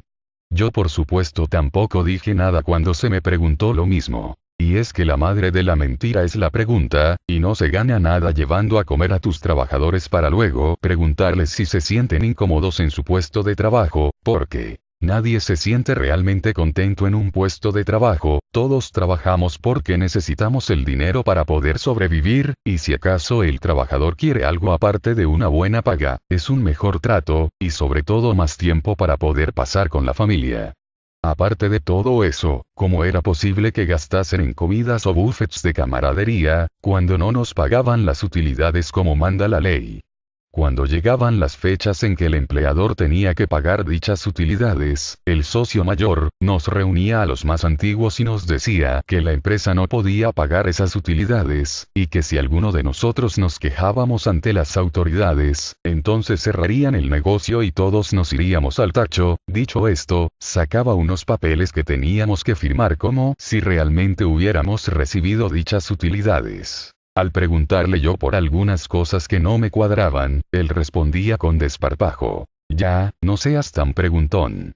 Aquella respuesta me dejó helado y produjo una risa nerviosa en él. La incomodidad de todos se hizo presente, ya que al final nunca veríamos las utilidades ni las liquidaciones que nos correspondían conforme a ley. En estos restaurantes de horario partido, sometían al trabajador a un horario que se apoderaba de su vida. Al estar todo el día metido en un mismo lugar, empezabas a experimentar un recorte de tu libertad personal, y aunque tengas un descanso de 3 horas en el braque, por la distancia en que vivía la mayoría y por el tráfico, nos era imposible ir a descansar a nuestras casas. Los mozos y azafatas que tenían la dicha de vivir cerca y movilizarse en taxi todos los días, sí podían darse ese lujo y los itamaes también. En mi caso, los 4 años que pasé ahí, me la pasé encerrado, durmiendo o caminando solo por las calles de Miraflores. No veía a mi familia y no podía ver a mi hijo, a quien dejé de ver a los 5 años, cuando todavía era un niño, y lo volví a ver a los 10 años cuando ya era un puber, cuando por fin pude liberarme de ese horario, de esa cárcel. Así lo llamaba yo en mi fuero interno, cárcel con paga, pero cárcel al final. Porque con ese horario no se podía hacer nada más que estar ahí. No podías estudiar una carrera, no podías ver otros horizontes y no podías expandirte. Dentro del trabajo tampoco podías ascender a un mejor puesto con un mejor sueldo, porque los ascensos solo estaban pensados para los itamaes, y para un solo cocinero y un solo mozo, que tendría la buena o la mala suerte de ser jefe de su área, tal vez ganando 100 soles más. Por otro lado, los itamaes que ascendían a jefes o encargados de área, sí podían ganar 3 veces más que tu ridículo sueldito de barman o cocinero. Un día comprendí que en ese puesto, no tendría futuro. Pero entonces, ¿por qué aguantaba tanto tiempo ahí metido? Pues porque estaba ahorrando para comprarme un auto, pero no por lujo, sino para ponerlo a trabajar alquilándolo y así poder tener un ingreso sin ser prisionero de mi tiempo, poder ponerme a estudiar o hacer algún negocio propio, al menos eso era lo que yo pensaba en ese momento, y esa era la única salida que veía. Si me quedaba ahí, sería un prisionero por siempre o hasta que mi cuerpo enferme, y eso fue lo que pasó, enfermé. Parece que para los que no habíamos estudiado nada, no había otra opción, pero también podía observar a los oficinistas que tenían una carrera, también eran infelices y a la mayoría no les gustaba lo que hacían. Solo trabajaban por dinero, esperando la quincena y el fin de mes para cobrar. Eso los hacía felices momentáneamente, como chicos con un helado grande de 3 sabores, que se derretía demasiado rápido. Cuando cobraban, se les podía ver en los bares de la calle Berlín. Los días 15 y fin de mes, a las 6 de la tarde, hora en que salían de las oficinas. Abarrotaban las cantinas y cualquier establecimiento donde vendan cerveza, ahí se les podía oír brindando y festejando, gastando su sueldo y sintiéndose libres, con la libertad que da el dinero momentáneo. Allí los veía yo cuando pasaba por los bares de regreso a mi celda, bebiendo y brindando como adolescentes. A veces alargaba mi retorno porque no quería volver, inconscientemente avanzaba a paso lento, como cuando un niño quiere faltar a la escuela, entonces escuchaba a los juerguistas de las oficinas y los bancos, a los llamados profesionales, comportándose como niños en una fiesta. Escuchaba sus brindis, sus carcajadas y sus gritos de celebración, pero no sentía que los envidiara o los quisiera imitar. Sabía que ellos también eran una especie de esclavos como yo, aunque debo admitir que con mejores horarios. Los odiaba porque eran engreídos y también odiaba mi trabajo y odiaba todo este sistema de mierda que no sabía quién había creado, y en el cual tenía que sumergirme y embarrarme si quería sobrevivir. No tenía otra opción, aunque sí. Renunciar, volver a la calle y morirme de hambre, la otra opción era hacer un negocio, pero siempre había fracasado en eso y luego había vuelto al trabajo como un perro arrepentido, así que por ahora no veía otra salida más que resistir un poco más. Como dijo un filósofo, la esclavitud nunca fue abolida, solo se extendió por todo el mundo. Ahora te entretenían con un sueldo mísero con el cual nunca podrías liberarte, pues para eso había sido creado, para nunca poder salir de la cloaca. Algunos sí lograban liberarse, pero era uno de 1000. Los demás, que eran la mayoría, solo caían al pavimento y se estrellaban como espermatozoides fuera de un útero ya cerrado. Una vez le pregunté a un mozo, ¿por qué creía que estábamos trabajando en un horario como este y con un sueldo como este? Él respondió a baja voz: porque no hemos estudiado. Yo no estaba de acuerdo con esa idea tan arraigada en la mayoría de personas. Los estudios superiores no te daban la seguridad de tener éxito, ni eran una garantía de ser una persona inteligente. La mayoría de profesionales no eran inteligentes aunque lo aparentaban, la acumulación de conocimientos académicos era solo inteligencia adquirida, pero no tenía nada que ver con la inteligencia innata. Lo único que habían tenido a su favor para poder estudiar una carrera, era el dinero, ya sea propio o de sus padres. No se trataba de oportunidades como nos habían hecho creer, era solo dinero. No importaban tus habilidades ni tus facultades, era solo dinero. Porque aquí en Lima, la educación es un negocio, y como en todo negocio, lo que importa primero es que los alumnos paguen puntualmente su cuota y así serían aprobados, y si desaprobaban, mejor aún, porque abonarían un monto más. Porque entonces en las provincias, la gente tenía profesión, así no suenen muy inteligentes al hablar, pues porque en provincia todos tienen una universidad estatal y como son menos en población, la mayoría ingresa como continuando el colegio. Claro que también existen universidades privadas, pero la mayoría estudia en las universidades estatales y gratis, cosa que no pasa en la capital. En Lima, las pocas universidades nacionales reciben miles de postulantes para un cupo de 100 vacantes, es algo ilógico pero es así, entonces la mayoría opta por lo más fácil, por los centros de ocio y perdición, camuflados como centros de estudios, llamados universidades particulares e institutos. En estos días, ¿por qué vemos a tantos venezolanos vendiendo en los buses en Lima? La mayoría de ellos tiene profesión, pues porque allá la educación superior también es gratis y todos tienen acceso a una universidad, sean listos o no, y no es que me las quiera agarrar en contra los venezolanos, si hubiera una crisis en Argentina, también tendríamos argentinos con títulos universitarios luchando por sobrevivir, porque allá la educación también es gratuita, y esta no sirve de nada cuando hay un derrumbe financiero o un bloqueo económico por parte de países más poderosos y desarrollados. Volviendo al Perú, en este país con P de patria, la educación es como una mercancía, algo que se puede comprar y vender pero no regalar, a menos que tengas autoeducación. Este negocio lo conformaban desde colegios y universidades particulares, hasta institutos de todos los colores y precios. Una vez que el estudiante termina de pagar sus 3 o 5 años de embuste, la trampa ya está hecha y pensada para que no pueda salir de la rueda del hámster, es decir, tiene que seguir pagando títulos, maestrías y doctorados, para que con eso pueda acceder a un mejor puesto de trabajo y ganar algo más de dinero, pero no podrá ganar libertad ni felicidad, porque seguirá siendo un empleado dirigido por otros empleados que hicieron maestrías en países de Europa, los cuales serán los futuros tecnócratas que querrán dirigir este país con sus fórmulas, como si de una empresa se tratara. Estos llamados profesionales creían a ciegas en las empresas y el capital, pero miraban con desprecio al campesino que siembra y cosecha los alimentos, que ellos compraban ya envasados en los supermercados chilenos, eso les producía una ceguera total de la realidad. Al comprar todo manufacturado solo podían ver el producto final, pero no así el proceso de creación y el esfuerzo, tal vez por eso, tenían esa ceguera y ese desdén ante el hombre del campo. Se creían superiores a todos sus demás congéneres y eran déspotas y engreídos en las mesas de todos los restaurantes a uno de Lima, creyendo que los mozos eran sus sirvientes. Por todo eso y más, yo los odiaba. Por otro lado, los que adquirían poder por algún cargo de gerencia administrativa, eran los que se creían con el poder de levantarse a las chicas que querían ascender rápido en la escalera corporativa, las cuales en su mayoría eran madres solteras y se etiquetaban a ellas mismas en las redes sociales, como luchadoras. Por otra parte, los hijos pequeños de estas mujeres luchadoras, así como los hijos de las azafatas que las atendían, y los hijos de todos los cocineros, barmans, mozos, y demás trabajadores, eran los que sufrían las consecuencias de este sistema, al quedarse solos en casa. Algunos eran criados por niñeras improvisadas, otros por abuelas, hermanas, y familiares.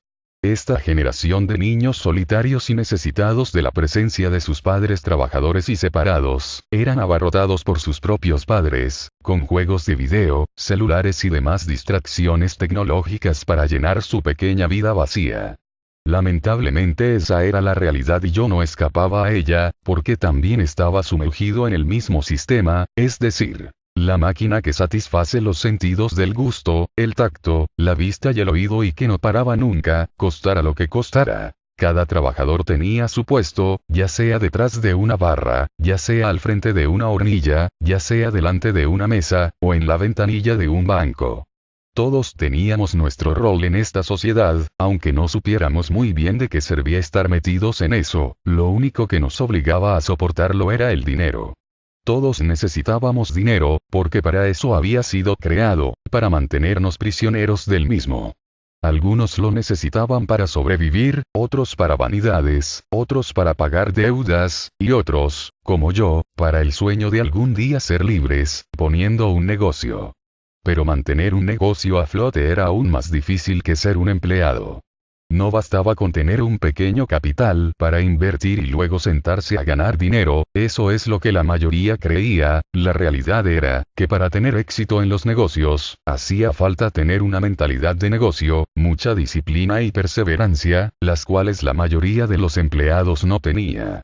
Esa era la razón por la cual, después de unos meses, abandonaban el negocio y tenían que volver, contra su voluntad, a pedir un trabajo a algún empleador tramposo amparado por la ley. En el Sushi Bar de Miraflores tuve una diversidad de compañeros de trabajo, cada uno con una historia y una personalidad diferente, cada uno con un sueño, un objetivo y una responsabilidad. La cajera, quien era la prima de uno de los socios, era muda, por esa razón teníamos que pronunciarle bien las palabras para que ella pudiera leer tus labios y entenderte. Lo que a veces ella menos entendía y yo tampoco, era la letra de algunos mozos, que tenían la letra de receta de doctor y había que descifrarla como jeroglíficos. Entre las azafatas teníamos a 3 primas que habían emigrado de la provincia de Jaén, la mayor se llamaba Magali, la segunda Rosa y la menor Juana. Magali había ingresado antes que yo y con ella trabajé el primer año, y al año siguiente ingresaron sus primas. Al principio no sabían nada referente a los sushis, pero pronto aprendieron el oficio y fueron tan capaces como cualquiera de la capital. Las chicas no eran nada sumisas, al contrario, al principio eran bien rebeldes y lisas, pero con el tiempo se fueron refinando y aprendieron los trucos del trabajo. Yo por otra parte no tenía preferencias culturales ni de costumbres y a la hora de hacer una broma o poner un apodo, no diferenciaba entre un chino, un japonés o un provinciano. A todos les ponía apodos por igual y en eso no se salvaban ni los clientes. Otras veces, sin embargo, también las ayudaba y las aconsejaba, aunque no faltaban también los choques y las discusiones por cualquier cosa, pero al final de la noche siempre había una sonrisa y un trueque de gaseosas por bocaditos, en eso no había diferencias. Las primas de Jaén eran buenas chicas, supieron ahorrar y supieron aguantar el trabajo duro más años que yo. Los compañeros mayores del restaurante, eran el tío Víctor y el tío Genaro. El tío Víctor era el patriarca de la gente de Pamplona, él había hecho ingresar a la mayoría de los miembros de la cocina, quienes eran sus hijos, entenados y vecinos de su barrio. Él era el guardián que venía de noche a cuidar el local mientras todos dormíamos en nuestras casas. Entraba a las 11 de la noche mientras nosotros nos alistábamos para irnos, limpiaba algunas áreas y la barra de sushis, luego de terminar con su trabajo, subía y se acostaba para descansar y cuidar el local toda la noche, e irse por la mañana antes de que nosotros ingresáramos. Era un buen tipo, siempre con una sonrisa, aguantando el estar separado de su familia todas las noches, en las que dormía solo en aquel restaurante que nosotros solo conocíamos de día. Las navidades las pasaba con su familia y hacía una especie de cena navideña. A estos hombres mayores, el Estado y el tiempo los tenía abandonados a su suerte, y a su edad el único oficio que podían conseguir eran el guachimán o guardián, como un premio resignado que la vida les daba por el trabajo de toda una vida, pero al menos en el restaurante tenían comida y un techo donde dormir, a comparación de otros guardianes, también tenía una televisión pequeña y un DVD que le dejé como recuerdo cuando me fui. El tío Genaro por otra parte no era tan viejo, pero lo aparentaba porque era pelón. Él era el que más sabía los secretos de la cocina oriental, pero solo venía en las noches porque en el almuerzo trabajaba para otro restaurante de un tío de los socios, hasta que el restaurante cerró porque el tío murió. Hasta ahora trabaja en cocina caliente. 2 años después de que yo ya había salido de ese mundo, me enteré que se iba a casar con la mujer de toda su vida en compañía de sus hijos ya crecidos. Así que no dudé en ir a su boda y me reencontré con mis ex compañeros. Salud. Me dijo. Salud, tío Genaro. ¿Cuándo te casas? Me preguntó él con una sonrisa maliciosa. Espero que nunca o en mucho tiempo. Dije yo también con malicia y soltando una pequeña carcajada. Los chicos de seguridad lo conformaban dos morenos, también de Pamplona, el primero era más antiguo que yo y le apodaban Vica en honor a un futbolista. A veces lo veía desfallecer en la puerta por el calor del verano, asándose con su típico pantalón negro y camisa azul, los ojos tristones y un semblante enfermizo. El tal Vica era una persona noble, trabajaba bajo el sol porque no tenía otra opción y porque en este país es costumbre poner a una persona de tez morena en la puerta, eso siempre ha sido así, aunque Vica era moreno pero no tenía cara de mulato. El que vino después sí era un moreno flaco y muy hablantín, le gustaba estacionar los carros de los clientes como un ballet parking, era más metido que Vica y sacaba más propinas, pero su emoción por manejar le ganaba y había veces en que cometía errores, como olvidarse las llaves dentro del auto de un cliente luego de estacionarlo, armándose un bolondrón después. Ralpa tenía que disculparse y dar la cara ante la queja justificada del cliente, el cual visiblemente ofuscado, tenía que ir en taxi hasta su casa a traer el duplicado de sus llaves para poder ingresar a su auto. Cosas como esas le pasaban al moreno más avispado y parlanchín. Como era hablador, los itamaes a veces le hacían bromas acerca de su coeficiente intelectual, porque en este país también es costumbre hacer bullying de blancos a negros y de negros a cholos, aunque también existe el de ponjas a chinos. Al moreno le hacían preguntas sencillas como, ¿cuántos metros tiene un kilómetro? Entonces se hacía el silencio y todos esperábamos su respuesta con una sonrisa muda en los labios, él se quedaba pensando, como si la pregunta fuera, ¿cuántos kilómetros hay de la Tierra a la Luna? Después de un interminable silencio, por fin respondía que 1000, y todos volvíamos a lo nuestro con sonrisas en el rostro. El gordo de almacén, ¿cómo no voy a recordarlo? Era el más encantador gordito ponja que haya conocido. Era sobrino o hijo de un amigo de los socios, había entrado a trabajar porque no tenía otra cosa que hacer en su casa y porque le gustaba conducir autos. Manejaba un Volkswagen Escarabajo donde traía los pedidos. Porque así empezó la empresa, transportando los pedidos en un Volkswagen. Así empezaban todas las empresas pequeñas y eran más dignas y más puras que cuando crecían, y los dueños eran más humanos y más bondadosos que cuando se volvían millonarios. Parecía una ley humana, que toda empresa al crecer, se hacía más eficiente pero sin alma. El gordito de almacén era un niño encerrado en un cuerpo obeso de adulto, tenía buen corazón y su trabajo consistía en traer y llevar los pedidos, no porque le gustara, sino por manejar el escarabajo. Luego de manejar, lo único que hacía era sentarse en el suelo del almacén con las piernas cruzadas tipo yoga y fumar cigarro tras cigarro y beber gaseosa tras gaseosa. A todos les caía bien y él era pura risa. Al hablar hacía sonar más la S en las palabras, como si sonara como una Z. Eso hacía que sonara más gracioso y más aniñado. Nos hicimos amigos porque me llevaba en el escarabajo al mercado de Surquillo, a comprar las copas que faltaban para el bar. Mientras manejaba, siempre íbamos conversando y escuchando música. Era como andar con un amigo del colegio que no había madurado, es decir, alguien que no ha sido tocado por las reglas de la vida y del trabajo. Eso me agradaba de él, esa inocencia media engreída pero con buena onda. Lamentablemente un día de repente nos enteramos que había muerto en su casa, así sin más. No recuerdo el motivo, tal vez por fumar tantos cigarros y tomar tantas gaseosas. Amaneció muerto en la cama de su casa y por supuesto fuimos a su velorio y ahí terminó su vida y su historia. No quise ver su rostro en el ataúd, prefería recordarlo con su sonrisa de gordito bonachón y alegre. Pelucho, así le decían, la palabra era la fusión de peluche y lucho. Tenía pelos por todo el cuerpo a pesar que solo era un veinteañero. Cuando lo conocí, era uno de los pocos ayudantes de Itamaes y creo que todavía no llegaba a la mayoría de edad. Siempre me daba a probar a espaldas del Itamae neurótico, los maquis y enrollados que le sobraban al cortarlos, también solía invitarme cigarros, ya que la mayoría de los ponjas fuman como si fueran chimeneas. Era un buen chico y siempre se reía de las bromas que yo hacía. Él también como Chito, llegó a aprender todo lo que pudo aprender y ascendió hasta manejar un local nuevo. Estuvo de amores con una cajera a la cual no amaba, ella sí, pero aún así duraron algún tiempo.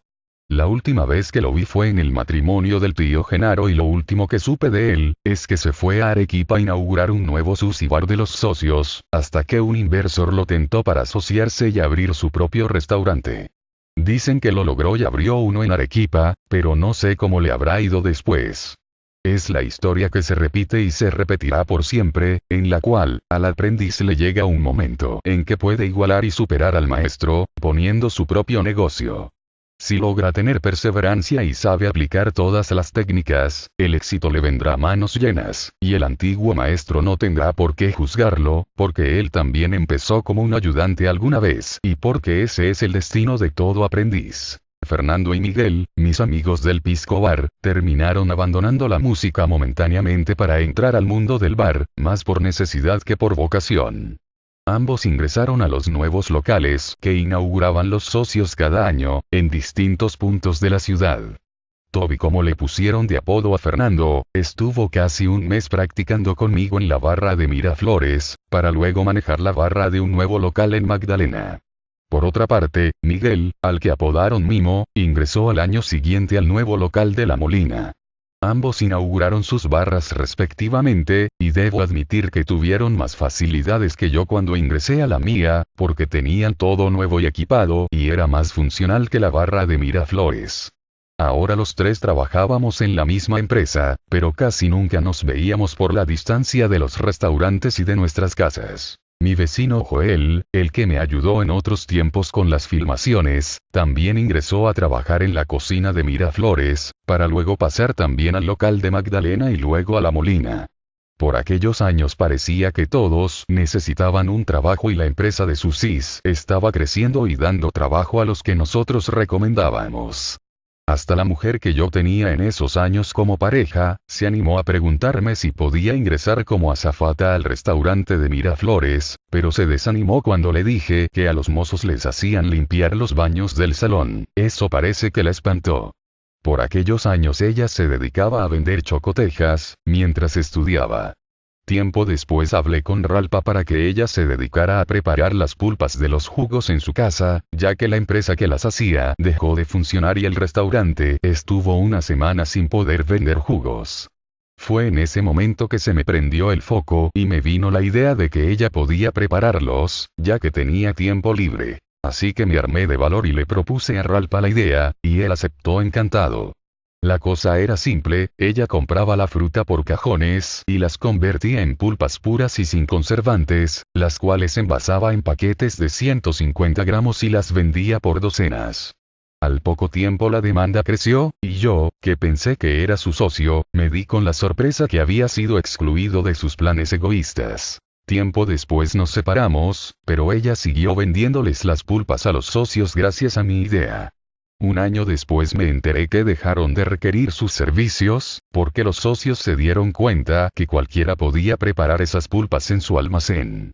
Con el dinero que recaudó producto del negocio de las pulpas, se costeó un viaje a Cusco con tour a Machu Picchu incluido, al cual no me incluyó.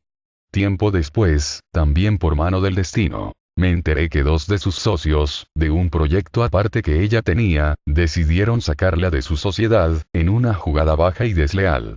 No era casualidad, era el karma que hacía su trabajo silencioso, porque uno siempre recibe lo que da, y porque nadie se salva de las vueltas que da la vida. Ahora que han pasado los años y ella es una eminente ingeniera, no creo que recuerde la época en que yo le ayudaba a vender sus chocotejas, ni tampoco la época de las pulpas.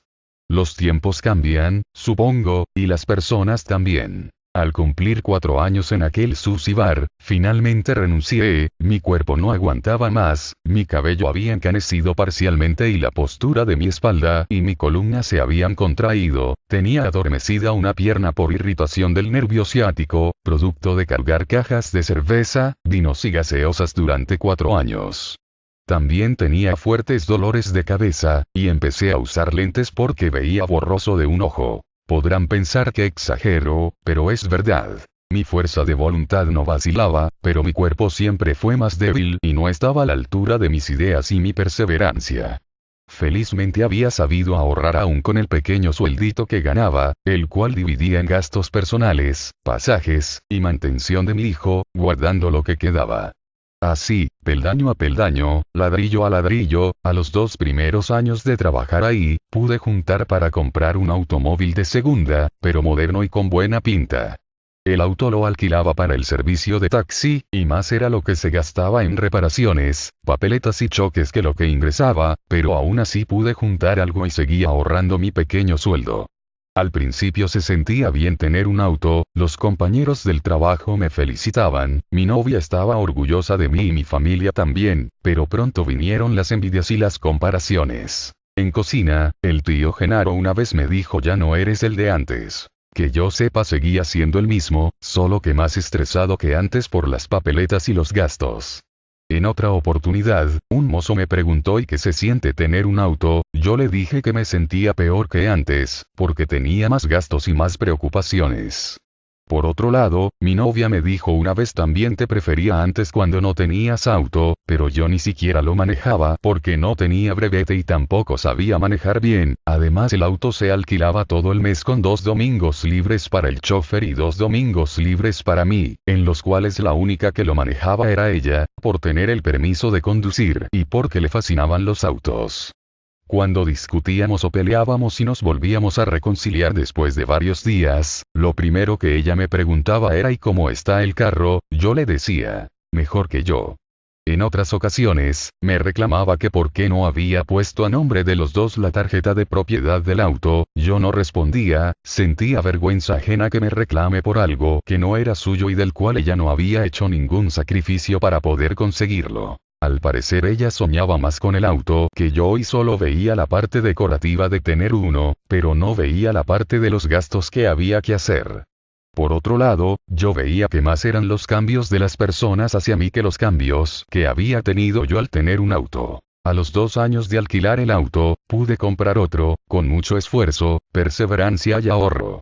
Mi novia me odió aún más. No soportaba la idea de que yo pudiera comprar otro auto. Ella y su padre no podían creer que yo, un pobre diablo que no tenía estudios superiores, pudiera ser más hábil que su hija, con la que gastaba una fortuna haciéndola estudiar para que sea una profesional y que yo la superara. Siempre sucede lo mismo: cuando uno consigue un pequeño logro, todos te felicitan, pero cuando ven que duplicas ese logro, entonces te miran diferente, casi siempre con envidia. Y es que los seres queridos y sobre todo las parejas siempre quieren que a uno le vaya bien, pero nunca soportarán que las superes. Por fin, después de tanto tiempo iba a lograr realizar mi sueño, el cual era vivir sin trabajar y dedicarme a las cosas que realmente me gustaban. Estaba decidido a vivir de la renta de mis autos para ya no tener que volver a pedir trabajo nunca más, y así lo hice. Pero el destino jugó sus cartas nuevamente y se ensañó conmigo en forma de infortunio y fatalidad. Otra vez, cuando ya había logrado establecerme después de muchos años de andar a la deriva, un destino burlón se reía de mí nuevamente. No podría haber realizado mis sueños ni mis anhelos, esto no me sería permitido. La vida me ponía más obstáculos, para forjarme como un diamante, pero yo no quería ser un diamante, yo solo quería ser un hombre libre, como libres eran mis pensamientos y mi imaginación, pero no mi vida ni mi destino. Al renunciar a mi trabajo, tan solo a los 10 días de empezar el nuevo año y disfrutar de mi libertad, de querer ver los atardeceres y los nuevos días que venían para mí, pasó lo inevitable. Un día, después de dormir la siesta de la tarde, y quedarme acostado en mi cama, a eso de las 9 de la noche, de pronto escuché los gritos de mi madre y de mi hermana. Pensé que habían visto una rata o algo parecido, pero no. Los gritos venían del cuarto de mi padre, cuando empezaron a llamar a todos por su nombre para que vengan a socorrerlo. Lo que vi fue algo inesperado y aterrador: era mi viejo que estaba sentado con la cabeza caída hacia el pecho.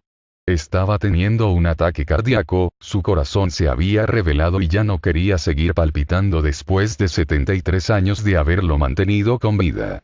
Inmediatamente fuimos a socorrerlo, le dieron a oler alcohol pensando que solo era un desmayo y que se iba a reanimar. Él parecía tranquilo pues no hacía ningún ruido, solo parecía haberse metido dentro de sí mismo, pero aún respiraba. Tenía los ojos cerrados y ninguno de nosotros todavía tomaba en serio lo que le estaba pasando, hasta que yo grité: llévenlo a un hospital. Así lo hicimos y entre todos lo cargamos y lo bajamos con dificultad por la estrecha escalera caracol. El cuerpo era pesado y no podíamos avanzar con facilidad, pero poco a poco lo fuimos bajando. Mi hermano trajo su carro y logramos subirlo para llevarlo a un hospital llamado Juan Pablo II, gran error, hubiésemos llamado a los bomberos. Mi hermano manejaba y yo iba sentado atrás sujetando a mi padre, diciéndole al oído: tranquilo, respira tranquilo, ya vamos a llegar. Me pareció escucharlo con dificultad. Aún estaba consciente, pero con una fuerte presión en el pecho. Llegamos al hospital y sacaron una camilla, mi hermano y mi cuñado lo levantaron, lo tendieron en ella y lo ingresaron de emergencia. Yo me quedé afuera y respiré más calmado, sabía que ya estaba en manos de un doctor. Unos minutos después, mi calma se volvió en angustia nuevamente cuando el desganado doctor dijo que no tenía los instrumentos necesarios para poder asistirlo y dio la orden de que lo llevemos a otro hospital, que quedaba a media hora de ahí. Mandó a subirlo a una ambulancia con un asistente y un chofer. Con ellos subimos mi madre, mi hermana y yo, acompañando a mi padre en su último viaje. Era la primera vez que viajaba dentro de una ambulancia. Allí estaba tendido mi padre inconsciente, boca arriba, mientras la asistenta le ponía la mascarilla de oxígeno en la nariz. Cuando mi hermana le preguntó por qué no sonaba el oxígeno, la asistenta dijo que así no más era, y siguió cogiendo la mascarilla en la nariz de mi padre. Mi hermana se acercó al balón de oxígeno y pudo encontrar la llave, la cual abrió y recién pudimos escuchar el sonido del oxígeno, pero ya habían pasado 15 minutos. Mi hermana le llamó la atención a la asistenta, que solo era una practicante, por no saber ni abrir una llave de oxígeno. Ella misma se puso a coger la mascarilla, y la enfermera se quedó callada, como cuando uno se avergüenza cuando ha sido descubierto de algo que no sabe manejar. La frente de mi padre tenía gotas de sudor pero él no se movía. En un momento me acerqué y le abrí los párpados y pude ver sus ojos pardos y húmedos como si hubiera llorado, o era el sudor. Todo estaba confuso. La ambulancia avanzaba dando su típico sonido de emergencia y emanando luces rojas por todo el camino. Por la ventanilla podía observar cómo la gente curiosa se quedaba mirando, como queriendo saber qué pasaba ahí dentro. Mi madre me decía: tu papá no se mueve. Yo la calmaba y le decía que ya íbamos a llegar al hospital. Por fin llegamos al hospital, el portero abrió la gran reja y la ambulancia ingresó, bajaron la camilla y metieron a mi padre a la sala de urgencias. Mi hermana y yo entramos detrás. El doctor, un gordo insensible y acostumbrado a ver este tipo de escenas, cortó el polo de mi padre por la mitad y empezó a hacerle electroshock, una vez, y otra vez y una tercera y última vez. Luego de eso dijo que ya no se podía hacer nada más. Antes de eso se aseguró, haciendo firmar un documento que decía que mi padre ya había llegado muerto, para evitar alguna demanda. Casualmente el anterior doctor también había hecho firmar otro documento donde decía que había salido con vida del primer hospital. Ambos se lavaban las manos, ambos se deshacían de su responsabilidad, luego me sacaron de ahí y se quedaron con mi hermana y el cuerpo de mi padre. Después de unos instantes salió mi hermana y le pregunté cómo iba. Ella repitió lo que el insensible doctor había decretado: muerte cerebral. ¿Y qué es eso?, pregunté yo. Que ya está muerto, dijo ella, y salió como una zombie sin decir otra palabra. Yo me fui hacia un pasillo, no sabía si llorar o lamentarme, solo estaba allí parado sin saber qué hacer, con los zapatos de mi padre colgando de mis manos. A cierta distancia vi a la asistenta que no había sabido abrir el oxígeno. No le dije nada, ella miraba al vacío, como ida, parecía que se sentía culpable. Yo no sabía si había sido mi culpa por decir que lo llevasen a un hospital, o si la culpa era de la asistenta por no saber su trabajo, o si la culpa era del doctor que no hizo más por salvar a mi padre. Todo seguía confuso. Luego mi madre se acercó asustada, me preguntó: ¿cómo está tu papá? Yo no tuve el valor de decirle que había muerto, solo le dije que no sabía nada, pero llevé a mi hermano a un lado y le dije: muerte cerebral. ¿Y qué es eso?, preguntó él. Que ya está muerto, le dije yo. Él levantó sus cejas como cuando tienes un dolor de estómago o le hubieran metido una puñalada. Después de eso salí al patio y me senté solo, no podía llorar, solo suspiraba. Cuando alcé mi mirada al cielo nocturno, pude ver una luna llena siniestra, semioculta entre nubes negras que se veían macabras. A cierta distancia escuché el grito de mi madre. No, alguien le había dicho la noticia. Luego llegó mi hermana mayor y empezó a gritar: no, no, no puede ser, si yo lo dejé tranquilo, sentadito en su sillón y me despedí de él, dándole las buenas noches, no puede ser, no. Esto lo decía con la cara llena de lágrimas que no se preocupaba en limpiar. Luego llegó mi tía, la hermana menor de mi padre, y de nuevo se oyó el mismo grito: no, no puede ser, no. Con cada miembro que llegaba y se iba enterando, parecía como si mi padre muriera varias veces por cada uno de sus seres queridos. Finalmente alguien llamó a mi hermana que radica en el extranjero y le dio la terrible noticia. Su grito recorrió miles de kilómetros hasta llegar al teléfono móvil, escuchándose el mismo grito impotente y doloroso: no, no. Los gritos eran tan desgarradores que otra hermana, llorando, tuvo que poner el teléfono contra su pecho para que no se siga escuchando. Poco a poco venían más familiares, era la 1 de la madrugada y era verano, pero la noche era fría, fría como la muerte. Todos seguíamos sin poder reaccionar, entonces sigilosamente se fueron acercando los buitres de la muerte, los vendedores de ataúdes, organizadores de velorios y arreglos bajo la mesa, pedían una cantidad de dinero para que no se lleven el cuerpo a la morgue, se decía que allí, sacaban los órganos que estaban en buen estado para venderlos.